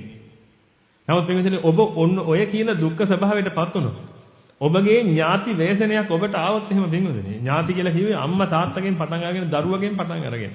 ඔය ඥාති වේසනේ ඔබට ආවොත් එහෙම පින්විතනේ ඔබට හිතා ගන්න බැරි තරම් මහා ගින්නක් උදා වෙනවා ජීවිතේට. ඔබ කෑ ගහනවා පින්විතනේ ඔය විදිහට. ඒක නේනම් පින්විතනේ සතාගතයන් වහන්සේ දේශනා කළා තියෙන්නේ. සත්වයේ තමන්ගේ ඔය අම්මා වෙලා මේ සසරේ ඉඳද්දී ඒ අම්මා මැරිච්ච කොට අඬපු කඳුළු ගන්න. කඳුළු ප්‍රමාණය මේ සාගර ජලයටත් වඩා වැඩි කියලා. ඔය අම්මා වෙලා ඉඳද්දී. මොලයක් බුද්ධියක් තියෙන කෙනෙකුට මේ අනන්ත සසරේ දිග ප්‍රමාණය ගැන හොයාගන්න පුළුවන් දැන්. ඔය අනන්ත සසරේ පින්විතනේ හැම අද්දවකම ඔබට අම්මා කෙනෙක් හිටියා. තාත්තා කෙනෙක් හිටියා. සහෝදරයෝ ඉන්නේ නැති. ඥාතිවරු ඉන්නේ නැති. භෝග වේසනේට ඔබ පත් වෙන්නේ නැති අනන්ත අප්‍රමාණව පින්විතනේ. ඔබ හිතලා බලන්න ඔබ ගොවියෙක් පින්විතනේ. ලක්ෂ ගාණක් වේදම් කරලා ඉවරලා ඔබ අක්කර දෙක තුනක් වගා කළා. එක පාට ඇල්ලුවා පින්විතනේ පෑවිල්ලක් අල්ලලා සම්පූර්ණයෙන්ම ඔක්කොම භෝග ටික විනාශ වුණා. අද ඔබට ඕක දැනෙන්නේ නැහැ කඩෙන් හාල් ගෙනල්ලා කන නිසා. බොහෝ පිරිසකට. නමුත් පින්විතනේ ගොවිතැනින් ජීවත් වෙන්න පිරිස් ඉන්නවා පින්විතනේ අන්තිමට එල්ලිලා මැරෙන්න වෙන තත්ත්වයට එන්නේ. භෝග වේසනේ නිසා. කර කියා ගන්න දෙයක් නැති වෙනවා පින්විතනේ. ඔබ හිතලා බලන්න. ඔබ ගයක් හදාගෙන යනකොට මගදී කඩා වෙනොත් එමේ මොකද වෙන්නේ? කොහොමද හපුඩෙන්නේ ගින්න? ඒ වගේ නේද අර භෝගයක් වවල අන්තිමට පණුව ගෙවුවොත් එමේ භෝගෙට. සම්පූර්ණයෙන් පලාතම පණුවන් ගහලා ඉවරලා ඉවරගෙනවා භෝග වගාව. දැන් හිතලා බලන්න මේ පපුඩෙන්නේ ගින්දර කොච්චරද කියලා. මම ඒක ඔබට කියන්න බින්දුවා. දැන් ඔබ හිතින් ඒ තැනට යන්න ඕනේ. එන අනන්ත අප්‍රමාණ සසරේ පින්විතනේ ඔබට ওই தත්ත්වයටපත් වෙච්ච තැන. රෝග පීඩාවටපත් වෙලා මොන තරම් දුකයක් වින්දාද කියලා හිතලා බලන්න. මේ අද්දවෙ ටික හිතන්න එතකොට හරියි. රෝගයක් නෙමෙයි කියලා සලකන හෙම්බිරිසාව. හැදෙලා දුක් විඳින්නේ නැද්ද? හෙම්බිරිසාව කියන්නේ රෝගයක් නෙමෙයි කියලා කියනවනේ. දොස්තර කෙනෙක් ගාවට ගිහලා දොස්තර මහත්තයෝ මට හෙම්බිරිසාව. මට බේත් දෙන්න කියලා.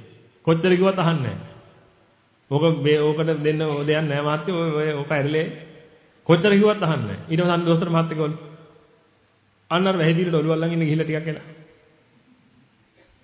ඒ කියන්නේ අහන්නේ නැති නිසා. ඒ මොකද කියලා ඇහුවා. නෑ ඕකට බේත් දෙන්න මට මාගා බේත් නැහැ. ඕක ඔළුව අල්ලන් හිටියනම් නියුමෝනියා වැඩේ එතකොට බේත් දෙන්නම් කියලා. එහෙනම් ඔච්චර කියන සිංහලේ ඔය පොඩි හෙම්බිරිස්සාව හැදලා කොච්චර දුක් විඳලාද ඉඳලා බලන්න. ඔළුව පල්ලයට තියන් ඉන්න බෑ. කොටු වැක්කිරනවා නැහැ. ඒ මදිද? තයි කියක් ඉන්න පුළුවන්. අනික් වැඩත් කරන ගමන් හෙම්බිරිස්සාව තියෙනවා. මේ නහයෙන් හොටු පොඩ්ඩක් වැක්කිරනවා. ඔළුව පල්ලයට ඉන්න බෑ. ඇතුලෙන් නිකන් කෙවිලා වගේ ඇවිදලා ඒක වහච්චින් යන්න එනවා මොන හරි එකක් වෙනවා. තයි කියක් ඉන්න පුළුවන්ද එහෙම සතුටේ? පිළිදෙන ඔබට ජීවිතේ පා කරන්න නියුමෝනියාව හදවන්න ඕනේ නැහැ. ජීවිතේ පා කරන්න පිළිදෙන හෙම්බිරිස්සාවක් සතියක් හදලා තිබ්බනම් ඇති. එහෙනම් ඔබට හොඳට විශ්වාසයි නේද පිළිදෙන ඔබ දුක විඳිනවා කියලා. දැන් ওই විඳපු දුක ගැන ඔබට තේරෙනවද පිළිදෙන ඔබ දුක් විඳා කියලා? ඒ දුක් විඳින්නේ කැමතිද ඔබ? හොඳට කල්පනා කරලා බලන්න පිළිදෙන පොළොවේ පස් කණයි කොච්චර ඉන්නවද කියලා. Tamanට වේසනයටපත් වෙච්ච වෙලාවට. Tamanගේ දරුවෝ ඔක්කොම මැරෙනකොට. එහෙනම් ඔබගේ ජීවිතෙත් ඔය ටික ඔබට විඳලා තියෙනවද නැද්ද ඔබ? එහෙනම් අනන්ත සසරේ පින්වතුනි. දැන් ඔබ කොච්චර විඳලාද? අම්මා මැරිච්ච වෙලාවේ ඔබ සිහි නැතුණා නම් 10 වතාවක් වෙන්නේ. මරණ කියලා දැනගත්තාම 3 වතාවක් සිහි නැතුණා. පෙට්ටිය ඇරියට පස්සේ 3 වතාවක් සිහි නැති වුණා. පෙට්ටිය වැහුවට පස්සේ 3 වතාවක් සිහි නැති වුණා. 9 වතාවයි. පෙට්ටිය වල ඇතුළට දාන්නේ 9 වතාවයි 10 වතාවයි.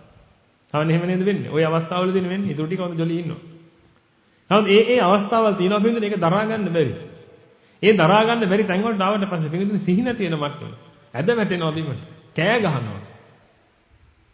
කකුල් අතපය ගහනවා පොළොවට. පින්දුනේ මේ ලෝක සත්‍යයේ යහපත පිණිස වෙච්ච දෙයක් තියෙනවා. ඒ තමයි පින්දුනේ අමතක වෙන්නේ. අමතක වෙනවා කියන එක ලෝක සත්‍යයේ යහපතට තියෙන එකක් මිසක් අයහපතට තියෙන එකක් නෙමෙයි. ඔබ කියයි එහෙම කොහොමද හාමුදුරනේ? එතකොට දැන් ගාථා පාඩම් කරන ඒවා අමතක වෙනවා. ඉස්කෝලේ ළමයින්ට අමතක වෙනවා. ඒක හොඳ නෑ. අම්මා මැරිච්ච වෙලාවේ Tamanට ආපු ඒ දුක් වේදනාව මතක හිටියොත් ජීවිතෙන් ජීවත් වෙන්න පුළුවන්ද මිනිහෙකුට? කවදාවත් බෑ. ඒ දැනෙන වේදනාව පින්විතනේ ඉවස ගන්න බෑ. මිනිස්සෙකුට. ඒ ඉවස ගන්න බැරුව තමයි පින්විතනේ කෑමොර දෙන්නේ. ඉවස ගන්න බැරුව තමයි පින්විතනේ විව පෙරලෙන්නේ, පස් කන්නේ. මේ හැම එකක්ම පින්විතනේ ඔබ ජීවිතේ විඳලා තියෙනවා. ඒ වගේම පින්විතනේ ඔබට නොහිතෙන්න ඕන දේවල් ඔබට හිතිලා තියෙනවා. මටම කී දෙනෙක් ඇවිල්ලා කියලා තියෙනවා අනේ ආඳුරනේ මට ලොකු ප්‍රශ්නයක් තියෙනවා ආඳුරනේ බුදුහාඳුරන්ව මතක් වෙනකොට මට ගහන්න හිතෙනවා බුදුහාඳුරන්. මම මොන පාපයක් කළාද මන්ද හාඳුරන්නේ මට එහෙම හිතෙනවා බුදු පිළිම කඩන්න හිතෙනවා. තව සමහර කියලා දෙනවා බුදුහාඳුරොත් එක්ක ෆීලිංග්ස් එනවා. එහෙනම් මේ ඔක්කොම මානසික ප්‍රශ්න. මානසික දුක් වේදනාවල් පිළිබඳව දෝමනස්ස ස්වභාවය ඔය. එහෙම ස්වභාවයක් ආවට පස්සේ පිළිබඳව ඉවසා දරා ගන්න බැරි මහා පීඩාකාරී තත්ත්වයක් ඇති වෙනවා හිතේ. Tamanට නොහිතෙන්න ඕන එකක් හිතෙද්දී. ඒ වගේම පිළිබඳව Taman කැමති නෑ Tamanට ලෙඩ හැදෙනවට. අපිට ඔළුව හැක්කුමක් හැදෙනොත් පිළිබඳව එතන දුක් දෙකක් තියෙනවා. අරිහතුන් වහන්සේලා ඔළුව හැක්කුමක් හැදුනම එතන තියෙන දුක් එකයි. උන්වහන්සේලා ඔළුව හැක්කුම පිණිස එන. ඔළුව හැක්කුම නිසා එන. කායික වේදනාව විතරයි දැනෙන්නේ. නමුත් එතන අපිට දෙකක් එනවා. එකක් අර කායික වේදනාව අනිත් එක මානසික වශයෙන් දැනෙන වේදනාව. එහෙනම් කයට යම් අමිහිරිතාවයක් දැනෙනකොට පින්විතනි මානසිකව අපි මහා පෙරිල්ලකින් පීඩාවටපත් වෙනවා. ඔබට ඒ ස්වභාවය දැනෙන්නේ නැති. එහෙනම් ඔය ආකාරයට පින්විතනි ශෝක පරිදේව දුක්ඛ දෝමනස උපායාස කියන තැන්වලට අනන්ත අප්‍රමාණව මේ ආත්මවේ අපි මුණ දීලා තියෙනවා. ඔය එකම අවස්ථාවකට අපි කැමති නැහැ පින්විතනි. ඇයි පින්විතනි සමහර කෙල්ලන්ට කොල්ල ඇසිඩ් ගහන්නේ? කොල්ලෝ කියන්නේ නරුමයෝ කියමුකෝ. ඇයි නරුමයෝ ඇසිඩ් ගහන්නේ කෙල්ලන්ට? එදින මානසික වේදනාව දරා ගන්න. තමන් ආදරය කළා ආදරය කරපු ළමයා වෙන කෙනෙක් එක්ක පැනලා ගියා. වෙන කෙනෙක් එක්ක සම්බන්ධයක් තියාගත්ත තමන්ට බෑ කිව්වා. පපුවේන ගින්න පිංගුතුනි දරන්න බෑ. ඒ දරන්න බැරි නිසා තමයි පිංගුතුනි. ඒ ගින්න පිට කරන්න තමයි පිංගුතුනි. අනිත් කෙනාව දවන්න හදන්නේ. අනිත් කෙනාව මරන්නේ. තමන්ගේ බිරින්දෑව තවත් මිනිස්සෙක් සමග යහංගත වෙලා ඉන්න තව මිනිසෙකුට දරන්න බෑ පිංගුතුනි. ඒ වෙලාවට එන ආවේගයේ කොච්චරද කිව්වොත් මේ උසාවියෙන් පවා නිදහස් කරන ওই මිනිස්සයව. බෙල්ල කැපුවට. දැන් ඔබ හිතන්න පිංගුතුනි අර ඇඳේ ඉන්න මිනිස්සයාගේ බෙල්ල කැපෙන්න එකපාරින් කඩුවෙන් ගහන්න. නැත්තම් මන්නෙන් කොටන්න. කෑලි වලට යනකම් ඇඳ උඩ තියලා කපන්න. අර මිනිස්සයාට පොඩ්ඩි තරම් මානසික වේදනාවක් එන්නේ නැද්ද කියලා එක දැක්කහම. කේන්තිය කියන්නේ පිටින් තනිකර මානසික වේදනාවක්. දේශය තනිකර මානසික වේදනාවක් පිටින් තියෙන්නේ. මානසික දුක් වේදනාව දේශය කියන්නේ. ඒක දරා ගන්න බැරි තැනට එනකොට පිටින් මේක පිට කරන්න ක්‍රම හොයනවා. මුලින්ම ඔක හිතට එන්නේ ඊට පස්සේ වචනෙට බහැලා ඊට පස්සේ ඔක කයට යනවා. ඉතල හිතින් මේක පුළුවන් තරම් ඉවස ගන්න බලනවා. හිතින් බැලලා ඉවස ගන්න බලනවා. එහෙම බැරිනොත් එහෙම වචනෙන් බයිනවා ඊට පස්සේ කුණු හරප කීකේ බයිනවා. එහෙමත් බැරිනොත් ඊට පස්සේ කයට බහිනවා. කයට බහිනවා කියන අතින් පයින් ගහනවා. බෝම්බ ගහනවා මොනවා හරි කරනවා. දැන් ඔබ හිතලා බලන්න පින්විතනේ. ඔය තත්ත්වයන්ටපත් වෙන්න මොන තරම් පීඩාකාරී ස්වභාවයකටපත් වෙලා ඇද්ද කියලා මේ මිනිස්සු. සමහරුන්ට හිතෙන්නේ මේ කරපු දෙයට මම ඔබගෙන් අත්බැවක් ගන්නෙ. ಜಾතිත් මම ඔබෙන් පලි ගන්නවා කියලා. එහෙනම් හිතලා බලන්න මොන තරම් මානසික ව්‍යාධියටපත් වෙලාද කියලා. ඔබට කේන්ති ගිහිලා නැහැ නේද ජීවිතේ කවදාවත්? ඔබට ඇඳිලා නැද්ද මේ විතර කේන්ති යනකොට? ඇයි ඇඳෙන්නේ? ඔබට ඒක දරා ගන්න බෑ නේද? ඔබ කියනවා මට දුකට නෙවෙයි යන්නේ මට හරි කේන්ති එකක් කර වැඩේට. ඉක්කි ගගා කියන්නේ. සතුටුද මේක දෙනවා. දැන් ඔබගේ කොන්දරි දෙනවා නම් පිටින් ඔබට මානසික වේදනාවක් නැද්ද? තියෙනවා. කොන්දරි දෙන එකක් පිටින්නේ. මට කරුමයක් මේක වන ටික අහගන්න බෑ කොන්දරි දෙනවනේ. කියලා අහනවා බන් ටික. එහෙම නැද්ද? ඔබට නිින්ද යාගෙන එනකොට ඔබට හිතෙන මල කරුමයක් මේක මොන මල කරුමයක් කරගෙනද මට නිින්ද යනවා. රැට ඒ වගේම කියනවා. මොන මල කරුණයක්ද මන්ද කොච්චර කරත් නිින්ද යන්නේ නැහැ. සමහරව කියනවා බණ අහලා ගිය දවසට නිින්ද යන්නේ නැහැ ප්‍රීතියද කොහෙද කියලා. ප්‍රීතියක් නෙමෙයි ඉතින් මෙතන බුදින්නේ ඉතින් මෑටක් මෙතන. නේද? එතකොට පිංගුතුනි දැන් හිතලා බලන්න මොනතරම් මානසික ව්‍යාධීන්ටපත් වෙනවද කියලා.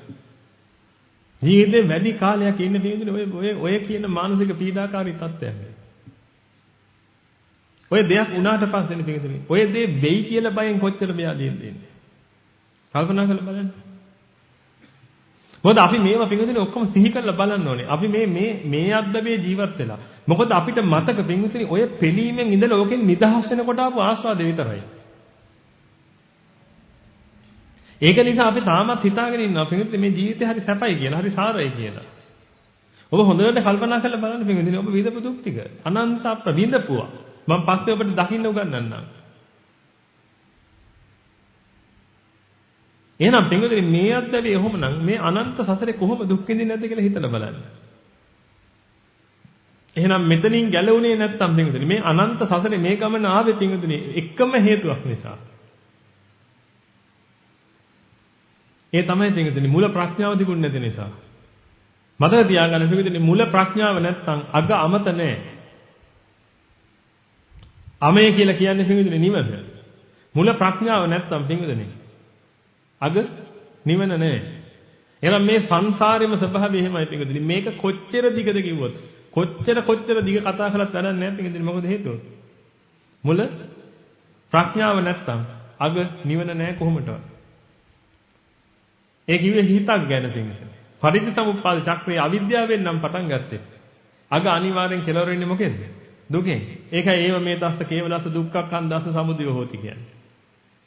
මුල පටන් ගත්තේ අවිද්‍යාවෙන් නම් පින්විතනේ කියන්නේ මුල ප්‍රඥාව නැත්තම් අනිවාර්යයෙන්ම අගට යන්නේ මොකක් එක්කද?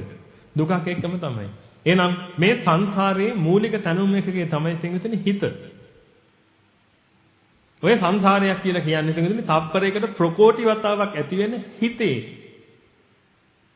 මොනවද? හිතේ රිපීට් වෙච්ච තැන. මෙන්න එක හිත මෙන්න ඊළඟට ඉස්සෙල්ලා හිත මෙන්න ඊට ඉස්සෙල්ලා හිත මෙන්න ඊට ඉස්සෙල්ලා හිත දැන් මොකද්ද හැදෙන්නේ සංසාරේ තප්පරයකට ප්‍රකෝටි වතාවක් හැදෙනවා නම් ඉතින් සංසාරේ හිත කීයක් හැදෙලද කල්ප ගානක් අනන්තයි අප්‍රමාණයි නම් පින්විතනේ තප්පර ගාන කල්පයකට තප්පර කීයක් තියෙනවා දැන් අපිට hina යනවා ඇයි ඒ දැන් අපිට තේරෙනවා පින්විතනේ කල්පයකට තියෙන දවස් ගානත් අනන්තයි අප්‍රමාණයි නා. මේ අවුරුදු ගාන. අවුරුදු ගාන නෙවෙයි අවුරුදු 100 ඒවා ගාන. එන අවුරුදු ඒවා. දවස් ඒවා. තප්පර ඒවා. තප්පරයකට හිත ප්‍රකෝටි වතාවක් විතර ඇති වෙනවා නම් තේරෙනවා. දැන් අනන්ත සසරේ හිත කීයක් තියෙන්නේ නැද්ද? ඔය එක හිතක් ගන්න මොනවද ආවේ? දුක්. හේතුන් දැන් වෙච්ච දේ වුණානේ ප්‍රශ්නයක් නැහැ. අපි ඒක අතල දාම වෙච්ච දේ වුණා. මේ විදිහට මතක් කරගන්න. අපි අතීතයට ගියොත් එහෙම මං කිව්වේ සසර පටන් ගත්තේ මේ මේත කෙලවරෙන් නම් හොඳට අවසන් වෙන්නේ මේ මේත කෙලවරෙන්. ඒ කියන්නේ අද මෙතන නම් ඉන්නේ. ඔගේ මැද්දට ගිහිල්ලා ඒ තථාගතයන් වහන්සේගෙන් බණ ටික අහමු අපි. ඒ මැද්දේ ඉන්නකොට පින්විතනේ මේ තථාගතයන් වහන්සේ මේ බණම නෙමෙයිද කියන්නේ? එහෙනම් අපිට දැන් තේරුම් කරලා දෙයි නේද පින්විතනේ මේ වෙලාවේ අපි කොච්චර දුක් විඳිනවද කියලා ඒ අද්දවේ ඉපදිලා. ඊට පස්සේ එහෙනම් මේ අනන්ත සසරේ කොච්චර දුක් විඳිනවද කියලා අපිට තේරුම් කරලා දෙයි නේද? පින්විතනේ එහෙනම් දැන් හිතලා බලන්න ඔබ ආපස්සට ගිය කෙනෙක් නේ. එහෙනම් ඔබ ආපස්සට ගිය කාලය ඒත් අනන්ත කාලයක් නේද? ඒ අනන්ත කාලය තුළ පින්විතනේ මොනවද වින්දේ? දුක් නේද? එහෙනම් පින්විතනේ මේ අද්දවේදී ඔබ මේක කරගත්තේ නැත්තම් ඔය දුක් විඳා හා සමාන කාලයක් ඔබට නැවත දුක් විඳිනව නේද? එහෙනම් බලන්න පින්විතනේ අනන්ත අප්‍රමාණ කාලයකට පින්විතනේ අවුරුදු 60ක් දීලා තියෙනවා ගැලවෙන්න. එහෙනම් මේ ශරණයක් නෙමෙයිද පින්විතනේ? දැන් මේ ශරණේ මොකද්ද ඔබ මේ කරන්නේ? ඉස්සෙල්ලා බලන්න ඔබ මොකද්ද කරන්නේ කියලා ඊට පස්සේ බලන්න මේ ලෝක සත්‍යය මොනවද මේ කරන්නේ කියලා. එතන ලෝක සත්‍යය මේ ගැන මාත්‍රිකව අවබෝධක නෙමෙයි ඉන්නේ. නමුත් ඔබ බින්දු මාත්‍රේ කරේ අවබෝධය ඔබ කල්යාණ මිත්‍ර ඇසුරේ ඉන්න කෙනෙක් නෙමෙයි. ඒකයි මම ඔබට මේ පන්න මේක කියන්නේ. මේ දක්වා සසරේ අනන්ත අප්‍රමාණව දුක් විඳා නම් පින්විතනි මෙතනින් එහාට තියෙන කොටසත් ඒ වගේම දුක් විඳින්න වෙනවා. මොකද ඒක ආයි අමුතෙන් අලුත් වෙනසක් නැහැ පින්විතනි.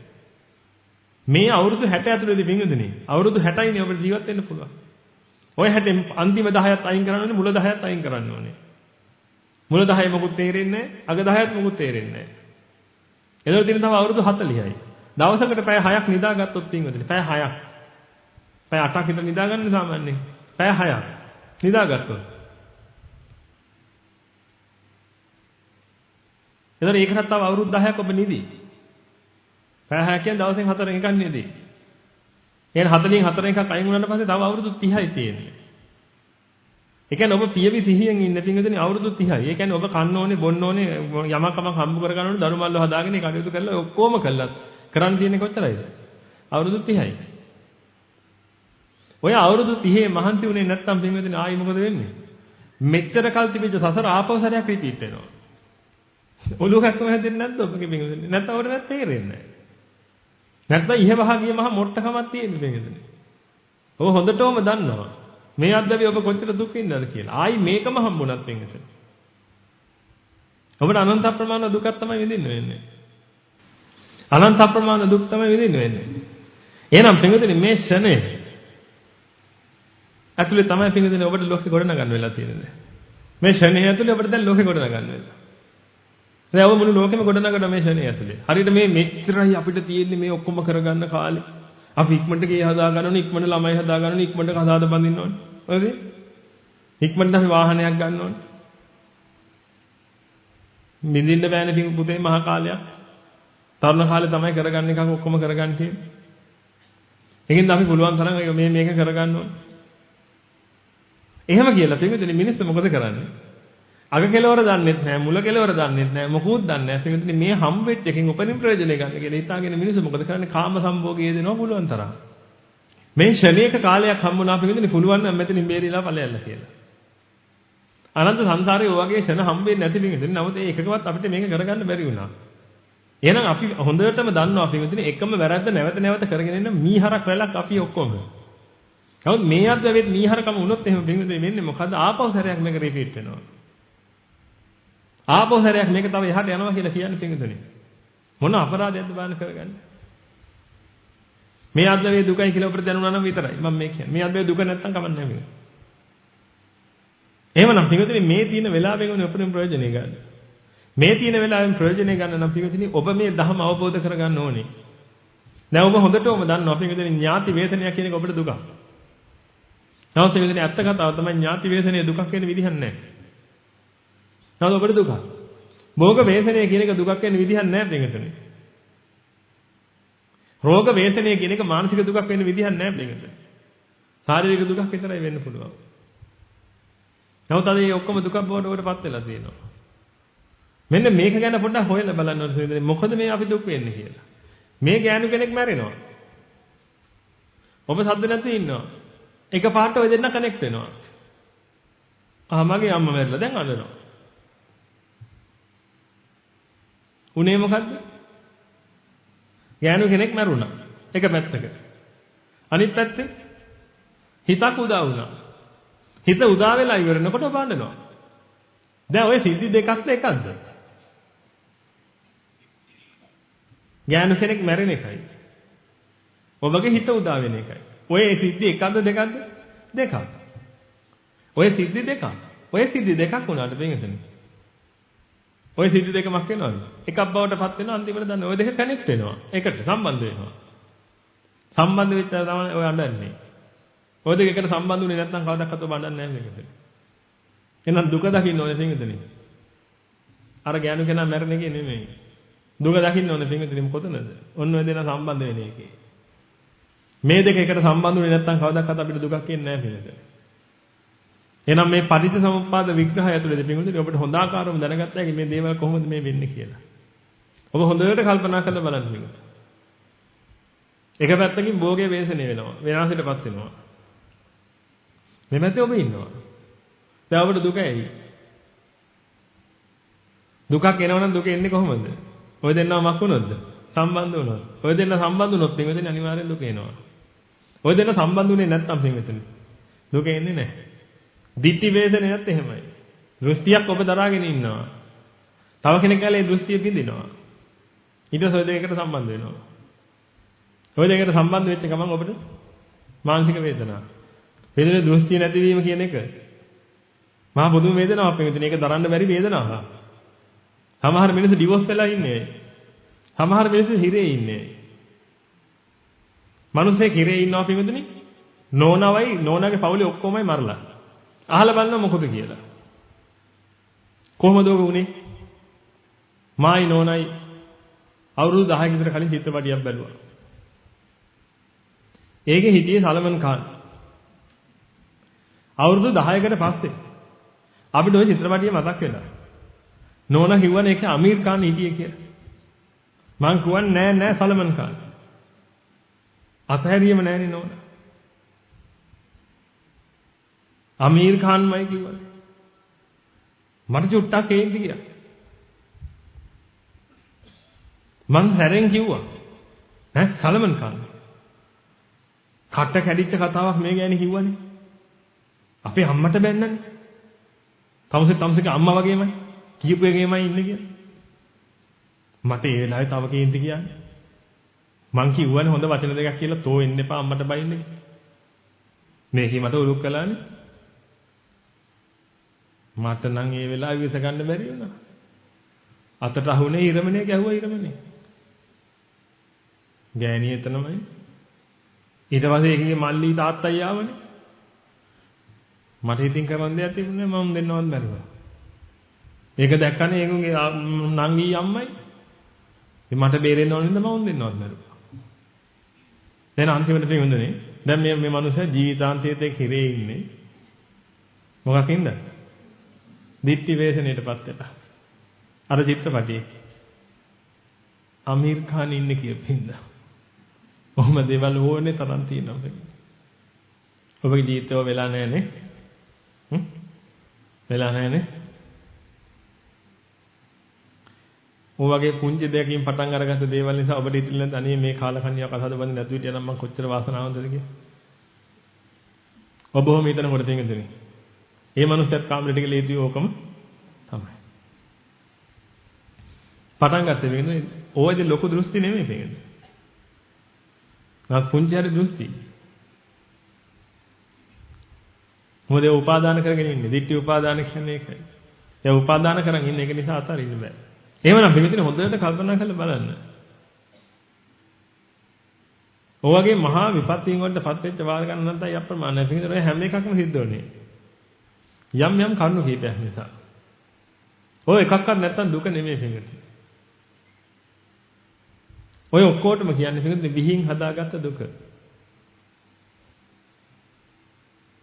ශාරීරික දුක්ඛය හැරෙන්න මේ ලෝකේ යම් වෙන දුකක් තියෙනවා නම් පිළිතුරේ ඔක්කොම හදාගත්තුවා. ශාරීරික දුකත් හදාගත් එක. ශරීරයක් හැදුන්නේ නැත්නම් ඒ දුකක් නැහැ. යමෙක් ජීවතුන් අතර ඉන්නවා නම් පිළිගන්නේ ජීවතුන් අතර ඉන්න කාලය තුල දැනෙන්න පුළුවන් එකම එක වේදනාවයි තියෙන්නේ. නැත්නම් එකම එක දුකයි තියෙන්නේ. පිළිගන්නේ ඒක තමයි ශාරීරික දුක. ඒ හැරෙන්න තව දුකක් දැනෙනවා නම් පිළිගන්නේ ඒකාන්තයෙන්ම ඒක විහිං හදාගන්න දුකක්. නම ශාරීරික දුක නෙමෙයි පිළිගන්නේ මහා බරපතල දුක. මිනිස්සු සීදී විනාසා ගන්න නැහැ දත් කැක්කුමට. ලොකු එකක් ආවේ නැත්තම්. ඒකට බේතුත් නැත්තම්. නමුත් මානසික ලෙඩක් හැදිච්ච එකම මොකද වෙන්නේ? මානසික ස්වභාවයක්. කොල්ල දාලා ගියා නම් කෙල්ල මොකද කරන්නේ? කෙල්ල දාලා ගියාම කොල්ල මොකද කරන්නේ? ගෙදරින් අකමැති වුණාම කොල්ලයි කෙල්ලයි දෙන්නම මොකද කරන්නේ? ඔබ ඕන තරම් දකින්න ඕන පිටින්. ඔබ ඩෑම් එකක් ගාව එහෙම ජීවත් වෙනවනේ. සාමාන්‍යයෙන් දවසකට එකක් දෙකක් හොයා ගන්න පුළුවන්. ඒකයි විඳින ස්වභාවය. මානසික වේදනාව දරන්න බෑ. මානසික දුක දරා ගන්න බෑ මිනිස්සුන්ට. එහෙනම් පිටින් අපි හොයා ගන්න ඕනේ ක්‍රමේ. ඔය මානසික ව්‍යාධීන් මිදෙන්න. අන්න ඒ ක්‍රමේ තමයි සතාගතයන් වහන්සේ දේශනා කළේ. පිටින් ඊළඟ අද්දවේ උපදින එක නතර කරගන්න එක නෙමෙයි දැන් කරන්න ඕනේ. ඒක ඕන එකක් වෙද්දී මොකද්ද කරන්න ඕනේ? මේ වෙලාවේ තියෙන දුක නැති කරගන්න. මේ වෙලාවේ ඔය දැනෙන මානසික දුකට හේතුව මොකද්ද කියලා හොයලා බලලා පිටින් අන්නේ ඒක ඕනේ නිරුද්ධ කරගන්න. මොකද මං කියවනේ සංසාරයේ තනු මේකකේ හිත. ඔබ මේ වෙලාවේ දුක දුරු කරගත්තොත් ඒව තමයි ඊට පස්සේ රිපීට් වෙන්නේ. එහෙනම් ඔබ සදාහන දුකෙන් නිදහස් වෙන්නේ ඔබ හිතියත් නැට. يعني ඊළඟ අත්දැකීමක් තියනවද නැද්ද කියලා විශ්වාස කරන්න ඕනේ නැහැ පින්වතුනි බුදුදහම පටන් ගන්න. දහම් ශ්‍රවණය කරනකොට තේරෙන්න පටන් ගන්නවා පින්වතුනි ඊළඟ අත්දැකීමක් තියනවද නැද්ද කියලා. දහම් අවබෝධයටපත් වෙනකොට තේරෙන්න පටන් ගන්නවා පින්වතුනි ඊළඟ අත්දැකීමක් තියනවද නැද්ද කියලා. මොට්ටේක් නෙමෙයි නං. මොට්ටේක් නම් තමන්ගේ දෘෂ්ටියෙම ඉන්නවා නම් පින්වතුනි ඒක කරන්න දෙයක් නැහැ. විමර්ශනශීලීව නම් දහම් අහන්නේ පින්වතුනි හැමදෙස්සෙම හොඳට මානසිකාර කරනවා නම් ඒතර තමන්ට තේරුම් ගන්න පුළුවන් ඊළඟ අත්දැකීමක් තියනවද? පහුගිය අත්දැකීමක් තිබුණාද ඔය දෙකම. ඔය කාරණා ඔක්කොම හොයාගත්ත හැකියි. හැබැයි එකක්වත් නෙමෙයි පින්වතුනි අපිට ඕනේ. අපිට ඕනේ මේ වෙලාවේ ඔබ දුක් විඳිනවා අන්න ඒක නැති කරගන්න ඕනේ. මේ වෙලාවේ පින්වතුනි අර ගෑනු කෙනා මැරුණොත් ඒ කිව්වේ අම්මා නෝනා දුව සහෝදරි කවුරු හරි ඒ ගෑනු කෙනා මැරුණා. ඔබයි ඒ ගෑනු කෙනා අතර වෙන සම්බන්ධය මක් වෙන්න ඕනේ? නතර වෙන්න ඕනේ. ඒ සම්බන්ධය හැදුනොත් පින්වතුනි ඔබගේ පපුවේ ගිනි හැදෙනවා. නැතුව අම්මා මැරුණාට කාටවත් ඇඬෙන්නේ නැහැ පින්වතුනි. අම්මා මැරුණාම ඇඬෙනවා නම් පින්වතුනි ඒක ලෙඩක්. දැන් මේක කිව්වොත් එහෙම අර පිස්සන් කොටුවේ ඉන්න පිස්සන් යවුවම උඹලට පිස්සුද කියන්නේ? නෑ නෑ අර දොස්තරට තමයි පිස්සු කියලා කියන්නේ. ඕක තමයි වෙන්නේ. අම්මා මැරුණාම ඇඬෙන එක ලෙඩක් කියලා කිව්වොත් එහෙම. හොන්තට බැනුම් මේක. මේ මිනිහට විකාරයෙන් කියනවා අම්මා මැරුණාම අඬන්න නැති එකක් ඉන්නවද කියලා. මව හිරි බීපෙක් ඉන්නවනේ. අම්මා මැරුණාම අඬනවා කියනවා. මෙතන නම් මේකට තියෙන හේතුව හොයන්න ඕනේ. හේතුව හොයලා පින්වතුනි මේ නිස්කාරණේ දුක් විඳින එක නතර කරන්න. එහෙනම් දැන් කල්පනා කරලා බලන්න අපි දැන් මේ කතා කරන්නේ මහා දුක්ඛ ස්කන්ධය ගැන. වර්තමාන දුක්ඛය ගැන කතා කරලා අපි මෙතන එහෙනම් අතීත දුක්ඛය ගැන ආයි අහන්න දෙයක් නැහැ. එහෙනම් මේක මිස් කරගත්තොත් අනාගතේ ඉන්න දුක්ඛය ගැනත් අහන්න දෙයක් නැහැ. එහෙනම් මේ තුන් කාලෙම තියෙන මේ මහා දුක්ඛ ස්කන්ධය ගැන ඔබට වැටහීමක් තියෙනව නේද දැන්? දැන් ඔබ හිතලා බලන්න පින්වතුනි. ඕකෙන් මිදෙන්න පුළුවන් ක්‍රමයක් තියෙනවා කියලා දන්නවනේ. ඔය දුක ඇත්තම දුක නෙමෙයි කියලා දන්නවනේ. දැන් ඔබ මේ වෙනකොට දන්නවනේ පින්වතුනි. යන්තම් මං කියපු නිසා හරි දන්නවා. පස්සේ මම පෙන්නන්නම් මේ ඔප්පු කරලා. ඔක ඇත්ත දුක නෙමෙයි. ඇත්ත දුක කියලා තියෙන ශරීරයට දැනෙන දුකක් විතරයි. අනිත් ඒවා ඔක්කොම පින්වතුනි මේ කනෙක්ෂන් එක නිසා ඔක වෙන්නේ. ඔය සම්බන්ධ වෙන එක බින්දලා දැම්ම නම් පින්වතුනි වැඩේ ඉවරයි. දැන් හොඳම උදාහරණයක් ගන්න. කොල්ලෙක් කෙල්ලෙක්ගේ යාළුවෙලා ඉන්නවා. ඒ කෙල්ලට මොනවා හරි ප්‍රශ්නයක් කරනකොට හරි දුකයි මේ කොල්ලට. ඊළඟ මේ දෙනාගේ සම්බන්ධය නතර වෙනවා. ඊළඟ කෙල්ලගේ බෙල්ල කපලා දාලා ගියත් මෙයාට ප්‍රශ්නයක් නෑ. එහෙනම් පින්වතුනි මේ මොකක් හරි සම්බන්ධකමක් හැදෙනවා. මෙන්න මේ සම්බන්ධකම නිසා තමයි පින්වතුනි මේ දුක කියන එක හටගන්නේ. දැන් ආයි හොඳට ගමු. කොල්ලා ඉන්නවා කෙල්ලා ඉන්නවා. කොල්ලයි කෙල්ලයි ඉන්නකොට පින්වතුනි කෙල්ලට මොන හරි ප්‍රශ්නයක් ආවොත් එහෙම කොල්ලට දුකයි. ප්‍රශ්නේ ආවේ කෙල්ලට. කොල්ලට දුක හැදුනා. එහෙනම් ලෙඩේ තියෙන්නේ කෙල්ලට, හච්චින් යන්නේ කොල්ලට. එහෙම එකක් වගේ නේද? ඒ කියන්නේ කෙල්ලට මොකක් හරි හැදුනොත් එහෙම මොකක් හරි සම්බන්ධයක් තියෙනවා. ඒක නිසා මොකද්ද වෙන්නේ? කෙල්ලට හච්චින් යන්න පටන් ගන්නවා. කොල්ලට හච්චින් යන්න පටන් ගන්නවා. සම්බන්ධෙ බින්දා. දැන් කෙල්ලට මොන හරි වෙනවා. හැබැයි කොල්ලගේ දුක හැදෙන්නේ නැහැ. එහෙනම් දැන් ඔබ දන්නවා පින්වතුනි යමෙකුට යමක් වෙනකොට Taman තුල දුකක් හැදෙනවා. ඔය සම්බන්ධය නිසා. මතක තියාගන්න දෙන්නටම දුක එකපාර උපදිනව නෙමෙයි. අනිත් කෙනාට යමක් වෙනකොට පින්වතුනි Taman තුල දුක උපදිනවා. එහෙමයි ඒක උනේ. දුක ඉපදුනා Taman තුල. නමුත් ප්‍රශ්නේ උනේ තව කෙනෙකුට. ජීවිතේ නැති වෙන එක දුකක්ද නැද්ද? දුකක්. අම්මට සිද්ධ වුණේ පින්වතුනි මහ දුක. මොකක්ද? ජීවිතේ නැති වුණා. අම්මට ජීවිතේ නැති වෙනකොට ඔබ තුල දුකක් ඉපදුනා. ජීවිතේ නැති වෙනවද ඔබේ? නැහැ. නමුත් ඔබ තුල දුකක් ඉපදුනා. දැන් ඔබට තේරෙන්නේ නැද්ද ඒක හරි අමුතු දෙයක්. ඒක කොහොමද වෙන්නේ කියලා. අම්මා මැරුණා. ඔබට දුකක් ඉපදුනා. ඒක හරි කතාවක්. හරිනම් මේ විදිහට මැරෙන කෙනාට නැති උන්නේ නේද? එහෙනම් එයා එපෑ ඔක්කොම අඬන්නේ. මේ මලමිනිය එපෑ අඬන්නේ. මලා කියලා. ඇයි ඔබට වාව ගන්න බැරි ස්වභාවයක් එන්නේ? දැන් ඒ ස්වභාවය වෙන තැන් වල ආවේ නැහැ. කඳු නායේ ගිහිල්ලා පවුල් පිටින් මලා. අර වාව ගන්න බැරි තරම් මේ වේදනාවක් ඔබට ආවේ නැහැ. නමුත් අම්මා මැරුච්ච ගම මහා දුකක් ඉපදුනා. දුව මැරිච්ච ගම, පුතා මැරිච්ච ගම හිතා ගන්න බැරි දෙයක් ඉපදුනා හිතේ. එහෙනම් මේ මොකක් හරි සම්බන්ධයක් තියෙනවා මේකද මේගොල්ලෝ අතර. පුතා නැති වෙන එක සුදුසුද නැද්ද? කතා කරන්න. මම මේ අහන්නේ අරිහතුන් වහන්සේලා කියලා හිතලා උත්තර දෙන්න කියලා නෙමෙයි. ඒක නිසා දැන් මෙතනින් යාට අහන එකක්වත් මම අරිහතුන් වහන්සේලා කියලා උත්තර දෙන්න කියලා නෙමෙයි කියන්නේ. ඔබට දැනෙන පරිදි උත්තරය දෙන්න. මේ වගේ උත්තරයක් දුන්නොත් නම් හරියන්නේ නැහැ. හාමුදුරුවෝ ඉතින් ඔය වගේ වහන්නේ සාමාන්‍යයෙන් ඉතින් අපි අරිහත් කියලා හිතාගෙන වෙන්නේ නැතිනේ. එහෙම එපා. ඔබට දැනෙන උත්තරය දෙන්න පිටින්ද එච්චරයි. මං කිව්වොත් එහෙම. පොල් ගෙඩිය වටිනව නේද කියලා. ඔබට පොල් ගෙඩිය වටිනවා නම් පිටින්දනේ ඔබ කියන ඔව් පොල් ගෙඩිය වටිනවා.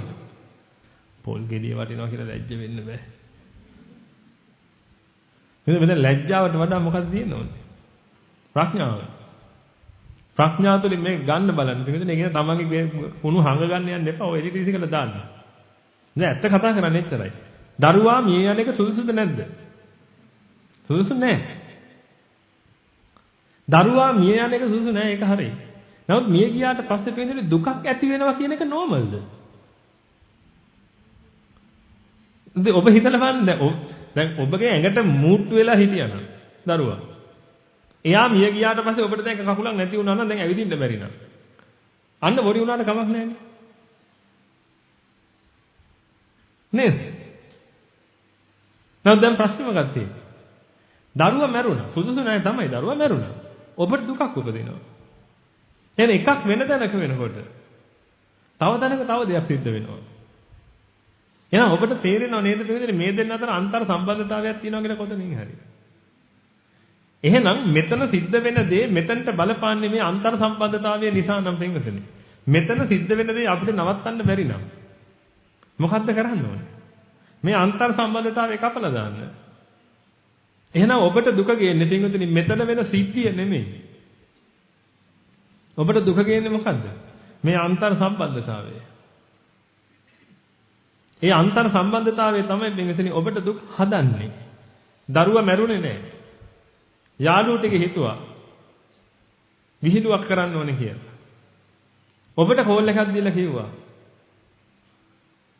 ඔබගේ පුතා හැපුණා, මැරුණා. දැන් මොචරේ ඉන්නේ කියලා. දුක උපදිනවද නැද්ද? එහෙනම් දරුවා මැරෙන්නේ නැතුවත් දුක උපදිනව නේද? දරුවා මේ පාටියේ. නැත්නම් යාළුවෝ විහිළුවක් කළා. නැත්නම් දුක ඉපදිලා. එහෙනම් දරුවා ඉන්නවද මලාද කියන එකෙන් මම ඉඳන් නෙමෙයි නේද දුක හටගන්නේ. ඒක ප්‍රත්‍යක් වෙනවා විතරයි නේද? එහෙනම් මෙතන නියම දුක හටගන්න තැන අපි බලන්න ඕනේ. අම්මා මැරෙන එක දුකක් නෙමෙයි පිටින්. සම්බන්ධතාවයෙන් දුක හදන්නේ. ඔබට ඒක වැටහෙනවා. අම්මා මැරෙන එක හොඳ නෑ තමයි. නමුත් අම්මා මැරෙනකොට දැනෙන වේදනාව අම්මා මැරිලා ඒක නිසා පින්වතුනි ඔබගේ ඇතුලේ දුක ගොඩ නැගෙනවට ඔබ කැමතිද?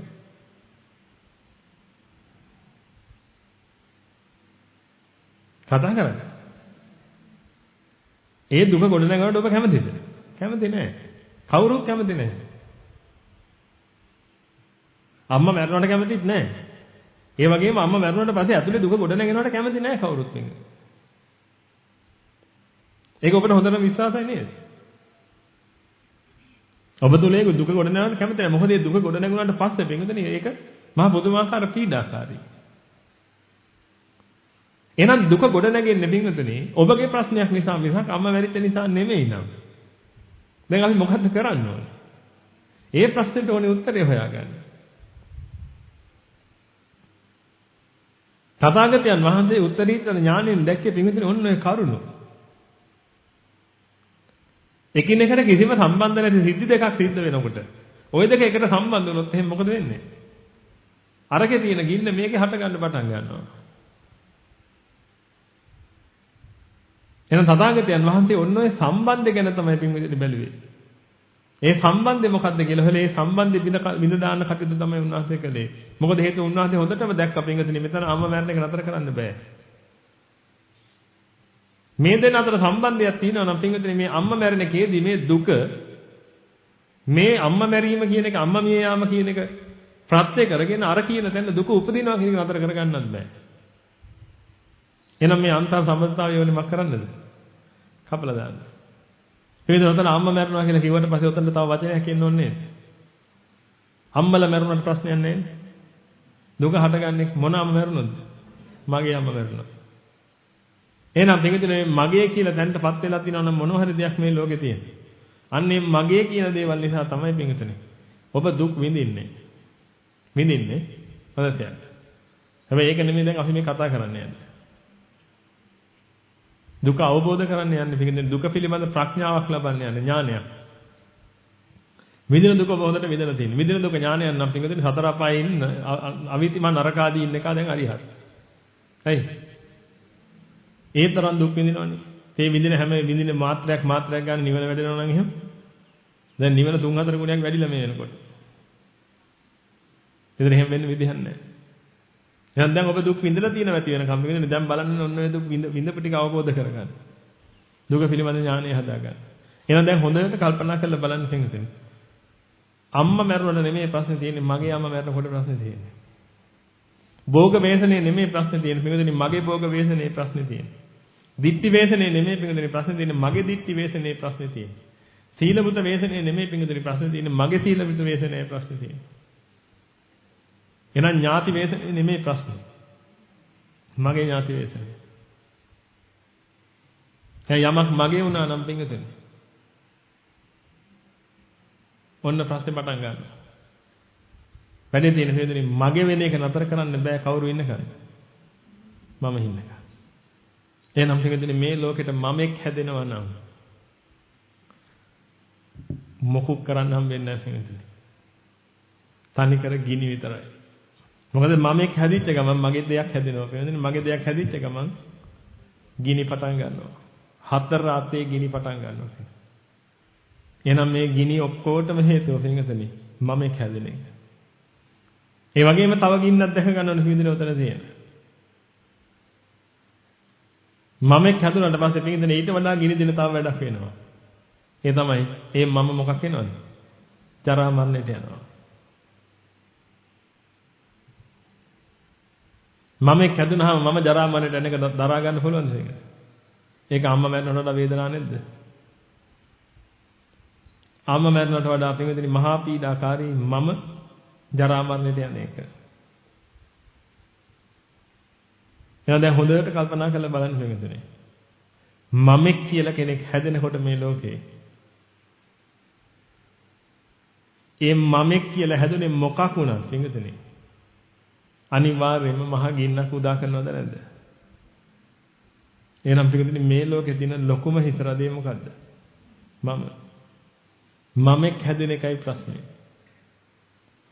කවුරුත් බලෙන් මමෙක් හදාගන්නේ නැහැ පිටුදින මමෙක් හැදෙනවා. දැන් මම ඔබට කියවනේ දැන් මමෙක් හැදෙන එකයි ප්‍රශ්නේ. එහෙනම් දැන් ඉතින් මොකද කරන්නේ? මම හදාගන්න නැත්නම් එමු. හරි. දැන් කියමු මොකද? මම නෙමෙයි මගේ නෙමෙයි මම නෙමෙයි මගේ නෙමෙයි මම නෙමෙයි මගේ නෙමෙයි කියමු. මෙතන කාලයක් කිව්වේ ඉතින්. කියලා නැද්ද? මම නෙමෙයි මගේ නෙමෙයි කියලා නැද්ද? එහෙම කියමු. එතකොට හරියන එකක් නැද්ද? දැන් ඔබට තේරෙනවා හරියන්නේ නැහැ කියලා. ඔබ හොඳටම දන්නවා අපි කියන්නේ දුක කනෙක්ට් වෙන්නේ මම හින්දා. Taman තුල දුක උපදින්නේ මම හින්දා. නැත්තම් කාන්තාවක් මැරුණා විතරයි. අම්මා. හරි මගේ අම්මා. නාමිකව මගේ අම්මා තමයි කියන්නේ. මාව උපදපු අම්මා මැරුණා හරි. නමුත් මම නැත්තම් මොකද වෙන්නේ? මෙතනින් එන දුක මෙතන හටගන්නේ නැහැ නේද? එහෙනම් මේකදනේ අම්මා මැරෙන එක ලෝකෙට තියෙන එක. ඒක බාහිර ලෝක වෙන එක. අම්මා මැරෙන නිසා Tamanට දුක හටගන්නේ. ඒ මොකද්ද? ඒක අභ්‍යන්තරයේ තියෙන වැරද්ද. මම කියන දේ හැදුණු ගමන් ඔය කියන දුක ඔක්කොම එන අපිට ජරා මරණ ස්වභාවය. ඊට පස්සේ ශෝක පරිදේව දුක්ඛ දෝමනස උපායස ඔය හැම එකක්ම පිටින් Taman තුල හට ගන්න පටන් ගන්නවා. ඒ ඔක්කොම හටගන්නේ පිටින් මම තුල. එහෙනම් මේ ලෝකේ තියෙන දරුණුම දේ තමයි මම. එහෙනම් පිටින් ඔය මම කියන එක තමයි ජාතිය කියලා කියන්නේ. ජාති කියලා කියන්නේ ඔබ ජාති, ජරා, ව්‍යාධි, මරණ හැම අහලා තියෙනව නේද? පරිසමුප්පාද චක්‍රයේ යටම කෙරවලේ තියෙන ජාති කියන ස්වභාවය. තමයි පින්විතනේ මොකක් කියන්නේ? මම කියලා කියන්නේ. ඔය මම කියන කෙනා උපදින එක තමයි පින්විතනේ ඔය ජාති කියලා කිව්වේ. අපි මේ කතා කරන්න යන්නේ පින්විතනේ ඒ මොහොතේ හටගන්නා පටිච්ච සමුප්පාද ස්වභාවය ගැන. මිසක් සත්වයක් උපදින ස්වභාවයක් ගැන නෙමෙයි. පටිච්ච සමුප්පාදයේ තථාගතයන් වහන්සේ දේශනා කළා තියෙන පින්විතනේ සත්වයේගේ උපත පෙන්වන්න නෙමෙයි. කෙලෙස් නිසා දුක හටගන්නා ආකාරය පෙන්වන්න. අම්මා මිය යාම සත්වයාට දුක උනේ කොහොමද කියන එක පෙන්වන්න. භෝග ව්‍යාසනයේ විදුවීම සත්‍යයට දුකක් වුණේ කොහොමද කියලා පෙන්වන්න. ඔන්න ඔතනයි පිළිදෙන කාරණා තියෙන්නේ. දැන් මේ ටික ඔබට දැන්ටත් තේරෙනවද නැද්ද කියලා මම දන්නේ මේ අන්තිමට කියපු ටික. මේ මහා ගැඹුරක් ගැන මම මේ කියන්නේ. එහෙනම් හොඳට තව විමසන්න පිළිදෙන. ඔබට තේරෙන ටික මදි කියලා හිතාගෙන තව විමසන්න ඔය කියන කාරණාව ඇතුලේ. වචන වලින් දෙන්න පුළුවන් ප්‍රමාණය හරිය අඩුයි පිළිදෙන මේක සම්බන්ධව. අපි කතා කරන්නේ දුක ඉපදීම සම්බන්ධව. ඒව මේ තස්ස කේවලස්ස දුක්ඛ ඛණ්ඩස්ස සමුදයෝ හෝති කියන. මහා දුක්ඛඳක සමුදයක් සිද්ධ වෙනවා කියන එක ඇතුලේ. මහා දුක්ඛඳක් උදා වෙනවා කියන එක ඇතුලේ.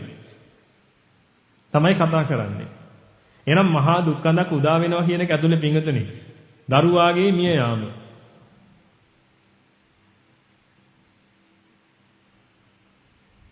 දුක්ඛඳක් උදා කරනවා තමන්ගේ ඇතුලේ. දැන් ඔය දෙකේ තියෙන වෙනස ඔබ දැනගන්න ඕනේ. දරුවාගේ මිය යාම සිද්ධ වෙනවා. ඒක නෙමෙයි දුක. ඒක හේතු කරගෙන ඒක ප්‍රත්‍ය කරගෙන Taman තුල දුකක් උපදිනවා. ඒකයි ප්‍රශ්නේ. ප්‍රශ්නේ හොයා ගන්න ඕනේ. වායි කියන්නේ. දරුවා මිය යනවා. ඒක වෙන තැනක සිද්ධ වෙන්නේ මේකදනේ. ඒ කර්මය කාගේද? ඒ දරුවාගේ. දරුවා මිය යාම කියන එක ඇතුළේදී. ඒ කාරණාව සම්බන්ධ කරගෙන ඔබ තුල දුකක් උපදිනවා. අන්න ඒකෙනුයි ඔබ පීඩාවටපත් වෙන්නේ. තේකෙන්නේ දරුවාගේ මිය යාම නිසා නෙමෙයි. මම නැවත කියන්නම්. මොකද මට මේ දැනෙන දේ ඔබට දැනන්නයි මට ඕනේ කොහොම හරි. නැත්තම් ඔබ දරුවාගේ මිය යාම දුක්ඛාරය සත්‍ය කියලා හිතා ගන්නවා. ඒ හිතාගත්තට පස්සේ ඉතින් ඕක හාමුදුරනේ ඉතින් මාළු කුදයක්. අපි ඉතින් එදා ඉතින් ඉරහත් කාලයක් ඉඳලා දන්නේ නැහැ. පුතා මරනකොට පස්සේ අඬපු වාර ගන්න. අඬපු කඳුළු ප්‍රමාණය සත්තුමා සාගරයට තර වැඩි නේ. එහෙනම් බල්ල බලල්ලුත් මක් වෙන්න ඕනද? සෝතාපන්න වෙන්න එපා. උන්ට දුක්ඛාරය සත්‍ය වැටෙනවා පටස් ගලයි. බලු පැටියක උඩුඩුලින් චක් කාන සද්දෙට බස් එක ගියා. බැල්ලි මොකද කරන්නේ? මේ කෑ ගහ ඉන්න එක වටේට වෙලා. දැකලා දිනවනේ ඒවා. එහෙනම් දුක්ඛාරය සත්‍ය වැටෙන්න ඕනද නැද්ද? දුක්ඛාරය සත්‍ය කියන්නේ දරුවා මැරිච්ච එකට නෙමෙයි. ඔය ASCII තියෙන බරපතල කාරණාව හොයා ගන්න ඕනේ තියෙන්නේ. ඒ කියන්නේ ඔබ පීඩාවටපත් වෙන්නේ තියෙන්නේ දරුවා මැරිච්ච නිසා නෙමෙයි. ඔබ පීඩාවටපත් වෙන්නේ දරුවා මිය යාම කියන එක ප්‍රත්‍ය වෙලා ඔබ තුල ගොඩ නැගෙන දුක්ඛ ඛණ්ඩයක් තියෙනවා. අන්න ඒකයි. අම්මා මිය යාම නෙමෙයි ඔබට දුක. ඔබ පීඩාවටපත් කරන්නේ. අම්මා මිය යාම කියන දේ සිද්ධ වෙනකොට පින්වතුනි Taman තුල දුක්ඛයක් ගොඩ නැගෙනවා. අන්න ඒකිනුයි ඔබ පීඩාවටපත් වෙන්නේ. අරිහතුන් වහන්සේගේ වෙනස තමයි පින්වතුනි අරිහතුන් වහන්සේගෙත් අම්මා මැරිනවා. නමුත් ඒ අම්මා මිය යාම තුල අරිහතුන් වහන්සේ තුල දුකක් හටගන්නේ. ඒක නිසා උන්වහන්සේ ඒකෙන් දුක් පීඩාවටපත් වෙන්නේ නැහැ. එහෙනම් දැක ගන්න ඕනේ පින්වතුනි මොනව හරි සිද්ධියක් නිසා Taman තුල උපදින දුක ගැන හොයන්න ඕනේ. වැටුණාද? ඔබගේ භෝග වේසනයේ සිදු වෙනකොට ඒකට සමානුපාතිකව ඔබ තුල දුකක් හට ගන්නවා. දුකක් උදා වෙනවා. ආන්ගේ දුක උදා වෙනකොට මොකද වෙන්නේ? ඒකෙන් පීඩාවටපත් වෙනවා. එහෙනම් මට කියන්න භෝග වේසනය නිසාද ඔය පීඩාවටපත් වෙන්නේ නැත්නම් Taman තුළ දුක ඉපදීම නිසාද පීඩාවටපත් වෙන්නේ? භෝග වේසනය සිදු වුණා Taman තුළ දුක හටගත්තේ නැහැ. එහෙනම් දැන් පීඩාවටපත් වෙනවද? නැහැ. දැන් මේ ගැඹුරු කාරණාව ගැන කතා කරන්න කියලා ඔබට වැටෙනවද මෙන්නද? නැත්නම් ඔබට හිතනවා නිකන් මේ අපි දන්න සිම්පල් දේ මේ කතා කරන්නේ කියලා. එහෙමනම් පොඩ්ඩක් මේක තේරෙන්න ගන්න නැහැ මෙතනින් එහාට. මේ ගැඹුරු කාරණාවක් කතා කරන්න බොහොම සිහියෙන් අහගන්න ඕන කියලා හිතනවා නම් ඔන්න යන්තම් ගොඩ යන්න පුළුවන් මේ. එහෙනම් හොඳට මතක තියාගන්න තියෙන්නේ. ඥාතිවරයෙක්ගේ වේසනේ නෙමෙයි ඔබට දුක දෙන්නේ. ඥාතිවරයෙක්ගේ වේසනේ නිසා ඔබ තුල හටගන්න යම් දුකක් තියෙනවා. අන්න ඒකයි පිංගුසිනේ ඔබව පීඩාවට පස් කරන්නේ. වේසනේ කියන කිසි ප්‍රශ්නයක් නැහැ. ඒ වේසනෙන් Taman තුල හටගත්තොත් යමක් පිංගුසිනේ ඔන්න ඔතනදී මොකද වෙන්නේ? පීඩාවට පස් වෙනවා. මේ පීඩාවට පත් වෙන්නේ පිංගුසිනේ මමෙක් ඉන්නකල්. ඔය මම පිංගුසිනේ ජරා මරණයට යනකොට තමයි පිංගුතුනි ඔය කියන මහ ගින්න හටගන්නේ. මං කියප එක තාම තේරුන්නේ නැහැ ඔබට. මොකද ඒ ගැඹුරු පැත්ත තාම මම පෙන්වන්නේ නැහැ. අද ෆෙනඩෝල් දන්සලක් දෙනවා පිංගුතුනි එළියේ. ඔබ යනකොට. සමහරවිට කාඩ් එකක් අරන් යන්න වෙයි, සමහරවිට පෙට්ටියක් අරන් යන්න වෙයි ෆෙනඩෝල්. බලන්න හොඳ 100න් ඉඳගෙන මේක අහගන්න තේරුම් ගන්න පුළුවන්ද කියලා. ඔබට ඔය දුක්ඛයේ ජනිත වෙන්නේ පිංගුතුනි මම ජරා මරණයට යාම නිසා. මම ජරා මරණයට යාම නිසා ඔය දුක්ඛය හටගන්නේ. අම්මා මැරෙද්දි මම ජරා මරණයට යන නිසා දුක්ඛය හටගන්නවා. දැන් ඔබ කල්පනා කරන්න ඕනේ. අම්මා මැරෙනකොට Taman තුල දුක හටගන්නවා. ඒ හටගන්න දුක තමයි පීඩාකාරී. පිළිගත්තනේ? ඒ කියන්නේ අම්මා මැරෙනකොට පින්වතුනි මම ජරා මරණයට යනවා. ඒක තමයි පීඩාකාරී. එහෙනම් ඔය මම කවුද? ආයි මං කියන්න.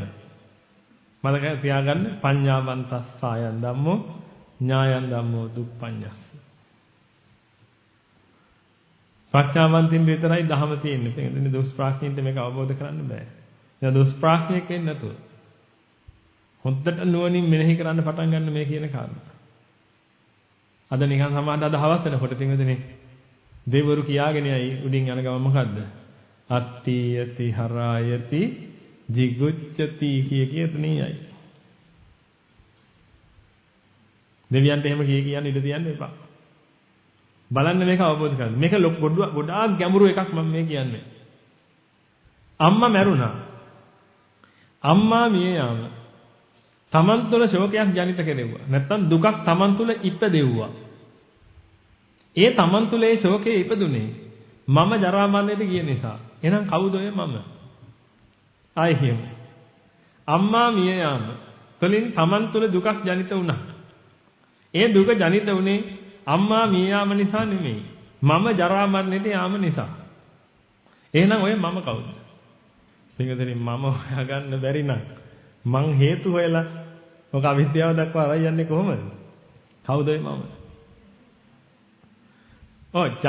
ಜಾති තමයි මම. මං අහන්නේ කවුද ඔය මම? නෑ තණ්හාවක් නෙමෙයි දුකක් නෙමෙයි මොකුත් නෙමෙයි කවුද ඔය මම? දැන් ಜಾතිය කියලා කිව්ව නේද? මොන ಜಾතියද ඔය මම? දැන් අපි කියන්නේ මොන ಜಾතියකද මන්ද? අපි එහෙම කියනවා නේද? ඒ කියන්නේ මේ හොඳටම දන්නවා මේ මිනිස්සෙක් කියලා. ඒතර කියන්නේ මොන ಜಾතියද දන්නේ? මම මනුස්ස ಜಾතිය. එහෙම කියලා හරියනවා. අපි අහන්නේ උඹ නම් මොන ಜಾතියකද මන්ද බලහන් උඹේ කොන්නේ නේද හැටි? එහෙම කියනවද නැද්ද? එහෙනම් මොකද්ද මොන ಜಾතියකද කියලා අහන්නේ? එහෙනම් මං අහන්නේ අම්මා මලා මම තුල දුක ඉපදුනා. එහෙනම් මේ මම කියන එක මොන ಜಾතියකද?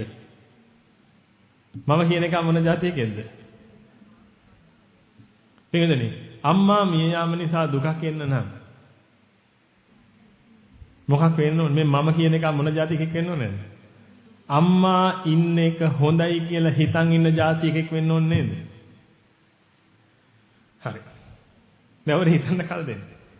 මේ පටිච්චසමුප්පාදයේ හිමිදෙනේ. මේ පටිච්චසමුප්පාදයේ මහා ගම්භීරයි. ආනන්ද හාමුදුරුවෝයිලා බුදුහාමුදුරන්ට කියද්දී ස්වාමීනි මට නම් මේක හොඳටම තේරුණා. මේක හරි සරලයි නේද? ආනන්ද එහෙම කියන්න එපා. ආනන්ද මේ පටිච්චසමුප්පාද ධර්මයේ ගැඹීරයි. මේක තේරුම් ගන්න අමාරුයි මිනිස්සුන්ට. මේක තේරිච්ච නැති නිසා. ධම්මස්ස අඥානා ධම්මස්ස අනුනබෝධා ධම්මස්ස අපටිවේදා. මේ ධර්මයාගේ අවබෝධයක් නැතිකම නිසා. මේ ධර්මයේ ප්‍රතිවේද කළ නැති නිසා. ඒවමයන් පජා මේ සත්වයා තන්තා කුලක ජාතා ගුලා ගුන්ටික ජාතා මුංජ බබ්බජ භූතා අපායන් දුග්ගතින් මිනිපාතන් සංසාරන් නාති වත්තන්ති. අවුල් වෙලා ගිය නූල් පන්දු වගේ, අවුල් වෙලා ගිය හනලනු ගොඩවල් වගේ. අවුල්ෙන් අවුලටපත් වෙලා. දුග්ගති වූ අපායන්ගේ ළඟෙමි මේ සංසාරේ සැරිසරනවා කියලා. එහෙනම් මේකෙන් කෙලවරක් නැති මහා දුක්ඛඛන්දයක් ඔබ විඳලා තියෙන මේ අතීත කාලේ මොකක් හින්දාද? මේක අවබෝධ කරගන්න බැරි වෙච්ච නිසා. එහෙනම් මේක මහා ගම්බීර දහමක්. මේක සුළු කටු කොට තකන්න එපා. සුළුවෙන් ගන්න එපා. ඔන්න එනම් මං ආයි කියන. මෙච්චරයි මං කියන්නේ පින්විතනේ. ඉතින් එහාට විවේකයෙන් පස්සේ තමයි කතා කරන්න වෙන්නේ. විවේකයෙන් පස්සේ ටික තමයි හොඳම ටික. පින්විතනේ මොකද හේතුව? හොඳට කාලා බීලා පුටු ඉඳගෙන ඉන්න පිරිසකට බණ කියන්න දෙන්න ටික. මොකද පළවෙනිම කැලලත් අවබෝධ කරගන්න මෙච්චර අමාරුයි නම් පින්විතනේ. හොඳට බත් ටිකක් කාලා ඉඳගෙන රස්නෙට ඊළඟ ටික අහනකොට හොඳ රංගයක් බලාගත්තා ඒක මෙතන. මොනේ නම් මං ආයෙ දැන් ඔබට මං ඉතුරු කරලා යනවා පින්විතනේ මේ ගැන හිතන්න. අම්මා මැරුණා. අම්මා මිය යාම නිසා දුක ඉපදුනා. ඒ දුක ඉපදෙන්නේ අම්මා මිය යාම නිසා නෙමෙයි. ජාතිය ජරා මරණයට යාම නිසා. එහෙනම් ඔය ජාතිය මොකක්ද? මම තමයි. මොකද්ද මේ මම ජාතිය? මොන ජාතිකකෙද්ද ඔය මම? අම්මා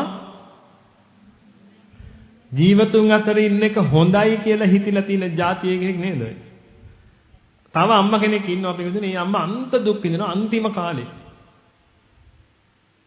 ජීවත් කරවන්න බෑ නමුත් හොඳටම දුක් විඳිනවා දැන්. හැබැයි ඔබ හොඳ නිසා ඔබට කවදාවත් කියන්න බෑ අම්මා මරන්න ඉන්ජෙක්ෂන් එකක් ගහන්න කියලා. ඔබ දහම දන්නවා. නමුත් ඔබගේ හිත කියනවා මොකද්ද? අනේ දුක් විඳිනවට වඩා හොඳයි මැරෙලා යන එක. මහා අනන්ත දුක් විඳිනවා මේ අම්මා දැන් මෙතන. ඔහොම ඉන්නකොට පිටින් ඔබට ආරංචි වෙනවා අම්මා මැරුණා කියලා. දැනුත් අර දුක උපදිනවා. ආරංචි වෙච්ච ගමන් ඔය මොකද්ද කියන්නේ? හම්බෝ. ඇති අන්තම් ඒ මහා ගින්නෙන් අම්මා නිදහස් වුණා. කියනවද නැද්ද? එහෙනම් මේකදී අම්මාගේ මිය යාම හැමදෙස්සම කාටවත් දුකක් වෙන්නේ නැහැ. අම්මාගේ මිය යාම Tamanට දුකක් වෙන්න නම් ඒක අම්මගේ මිය යාම නිසා නෙමෙයි සිද්ධ වෙන්නේ පිටකනේ. මොකද්ද? Taman ජරා මරණයටපත් වීම නිසා සිද්ධ වෙන්නේ. එහෙනම් මේ වෙලාවේ අම්මා මිය ගියාම තව කෙනෙකුට දුකයි නම් එයාගේ ඒ වෙලාවේ ජාතිය මොකද්ද? ඒ වෙලාවේ ජාතිය මොකද්ද? බර වචන කියන්න එපා. තණ්හා ජාතියම කියන්න එපා. සරලව කියන්න. ඔබට තේරෙන්නේ නේද? මොන ජාතියද? අම්මා ජීවතුන් අතර ඉන්නවට කැමති ජාතියකේ. මකුණාද? ජරා මරණයට ගියා. අම්මා ජීවතුන් අතර ඉන්න එක දුකක් වෙලා හිටියා එක්කෙනෙකුට. ඒ ජරා මරණයට ගියේ කවුද? ඒ ජරා මරණයට ගියේ කවුද? අම්මා ජීවතුන් අතර ඉන්නවට කැමති නැති කෙනෙක්. අම්මා ජීවතුන් අතර ඉන්නවට කැමති නැති જાතියක් හටගත්තා. ඒක ජරා මරණයට ගියා. එහෙනම් මෙතන මොන જાතිය හටගත්තත් ඒක ජරා මරණයට යාම නේද පින්විතනේ ඔය ශෝකයට හේතුව. ඔය පරිදේවයට හේතුව. ඔය දුක්ඛ දෝමනස උපායසගෙන හැම එකටම හේතුව. මොකද කියන්නේ જાතිය කියන්නේ ස්ථිර එක්කෙනෙක් නෙමෙයි. ඔබ මනුස්ස જાතිය තමයි ඉපදෙලා තියෙන්නේ. මිනිස්සෙක් විදිහට ඔබ කටයුතු කළාට පිටින් හිතක් ගානේ හැදෙන එකම જાතියද? එකම જાතියද? නෑ.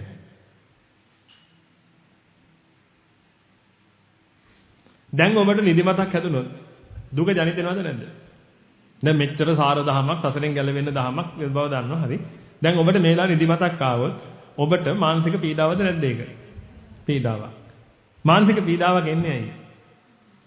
જાතියමක් කෙනින්ද? ජරා මරණයට යන නිසා. ජාතිය ජරා මරණයට ගියාම මානසික පීඩාවක් ආව නම් දැන් ඔබ මොන જાතියකද? දැන් මොන જાතියෙක් කෙනෙක්ද? දැන් මොන જાතියෙක් කෙනෙක්ද? නිදිමත එනවට කැමති නැති જાතියෙක්. දැන් නිදිමත එනවට නේද පිටින් දැන් නිදිමත ආවොත් නේද ඔබට දුක? ඔබට නිදා ගන්න ඇඳට ගියා. දැන් නිදිමත ආවොත් කොහොමද? දැන් කැමති. නමුත් දැන් නිදිමත ආවොත් දැන් කැමති නෑ. එහෙනම් පින්වතුනි කොහොම කළා මේ ජාතිය ජරා මරණ දිග මොකද වෙන්නේ? මොකද වෙන්නේ? දුකයි. එහෙනම් මෙන්න මේ ජාතිය හැදුනොත් පින්වතුනි ආන්නේ ජාතියේ ජරා මරණය අනිවාර්යයෙන්ම දුකයි. එහෙනම් හොඳට මතක තියාගන්න පින්වතුනි ජරා මරණික දුක හැදෙන්නේ මොකක් නිසාද? ජාතිය නිසා. ජරා මරණේ දුකයිද? ජරා මරණේ දුකයිද? නෑ. ජාතිය ජරා මරණ විතරයි දුක. මෙලොව හතරක් තේරෙන්නේ නැහැ නේද? එච්චරයි මට ඕනේ. තේරෙනවද ලොකු ප්‍රශ්නයක් ඒකයි. තේරෙන්නේ නැත්නම් තමයි හොඳ. මම ඕනේ නම් ආයි කියලා යන්න. ඔබ දැන් හිතන්න ඕනේ. එතකොට එහෙනම් දැන් ඔයාලට පැය දෙකක විතර කාලයක් තියෙනවා කියලා මේ ගැන හිතන්න. දානමාන කටයුතුට සම්බන්ධ වෙන ගමන් මේ ගැන හිතන්න ඕනේ. එතකොට ඔබට තව කෙනෙක්ගේ කයිවාරු දාගෙන ඉන්න වෙලාවක් නැහැ දැන්. මොකද ඔබ මේ ටික තේරුම් ගත්තොත් තමයි ඊළඟ ටික තේරෙන්නේ. එහෙනම් දැන් කොහොම හරි දත්ත කන්න ඕනේ මොකටද? මේ ටික තේරුම් ගන්න. ඒකට තව කෙනෙක්ගේ ඔපිනියන් ගන්න යන්න එපා. ඇයි? අන්ධයාගෙන් අහන්න එපා පින්වදනේ. යන පාර කොහෙද කියලා. මොකද ඔබ දන්නේ නැහැ නේ යාට අන්ධද තාම ඇස් පෑදිලාද මොකුත් දන්නේ නැහැ. ඒක නිසා ඔබ තනියෙන් උත්සාහ කරන්න මේ ගැටලුව ලියන්න. ජරා මරණයයි දුක. ජරා මරණයේ දුකක් වෙන්න නම් ජාතිය ජරා මරණයට යාමයි දුක. ජාතිය ජරා මරණයට යාම අනිවාර්යයෙන්ම දුකක්. ඕක කොහොමද වෙන්නේ කියලා හොයන්න. අම්මා මිය යාම, තාත්තා මිය යාම, ඥාතිවරු මිය යාම, හෝ මොන හරි වීම, දෘෂ්ටි වේසණයටපත් වීම, සීල වේසණයටපත් වීම, භෝග වේසණයටපත් වීම, රෝග වේසණයටපත් වීම. ඔය හැම කරුණක්ම අරගෙන බලන්න පින්වතුනි. එතන ඒක වෙනකොට මෙතන වෙන්නේ ජරා මරණයට යන එක.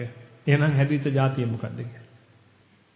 එතන ඒක වෙනකොට මෙතන දුකට හැදෙනවා නම් මෙතන දුක හැදෙන්න හේතුව ජාතිය ජරා මරණයට ගිය නිසා. එහෙනම් පින්වතුනි මේ හැදිච්ච ජාතිය මොකක්ද කියලා හොයන්න. කරුණු 10ක් 15ක් අරගෙන හොයන්න බලන්න. හරි? එහෙම හොයලා අපි එහෙනම් මෙතනින් එහාට දානමාන කටයුතු සඳහා සූදානම් වෙමු. ඊට පස්සේ එක වෙනකොට නැවත පටන් ගමු. හොඳයි. එහෙමනම් පින්වතුනි උදේ ඉඳලා මේ මොහොත දක්වා සද්ධර්මයේ දේශනා කිරීමෙන් දහම් ශ්‍රවණය කිරීමෙන් දහම් මනසිකාර කිරීමෙන් ඒ රැස් කරගත්තා වූ සීලම පුණ්‍ය කුසල ආශිර්වාද ශක්තියන්ගේ බල මහිමෙන් ඔබ අප සියලු දෙනාටම මේ ශ්‍රී සම්බුද්ධ ශාසනය තුළදීම මේ අද්දවේදීම බුදුපසේ බුදුමහරහතන් වහන්සේලා නිමිසැනසී තමිනවදාල නිත්‍ය මංගල පරම සුන්දර අමෘත මහ නිර්වාණ ශාන්තියම සාක්ෂාත් වේවා කියලා සාදු කියලා අදිස්ථාන කරන්න ඔබ සියලු දෙනාටම තෙරුවන් සරණයි.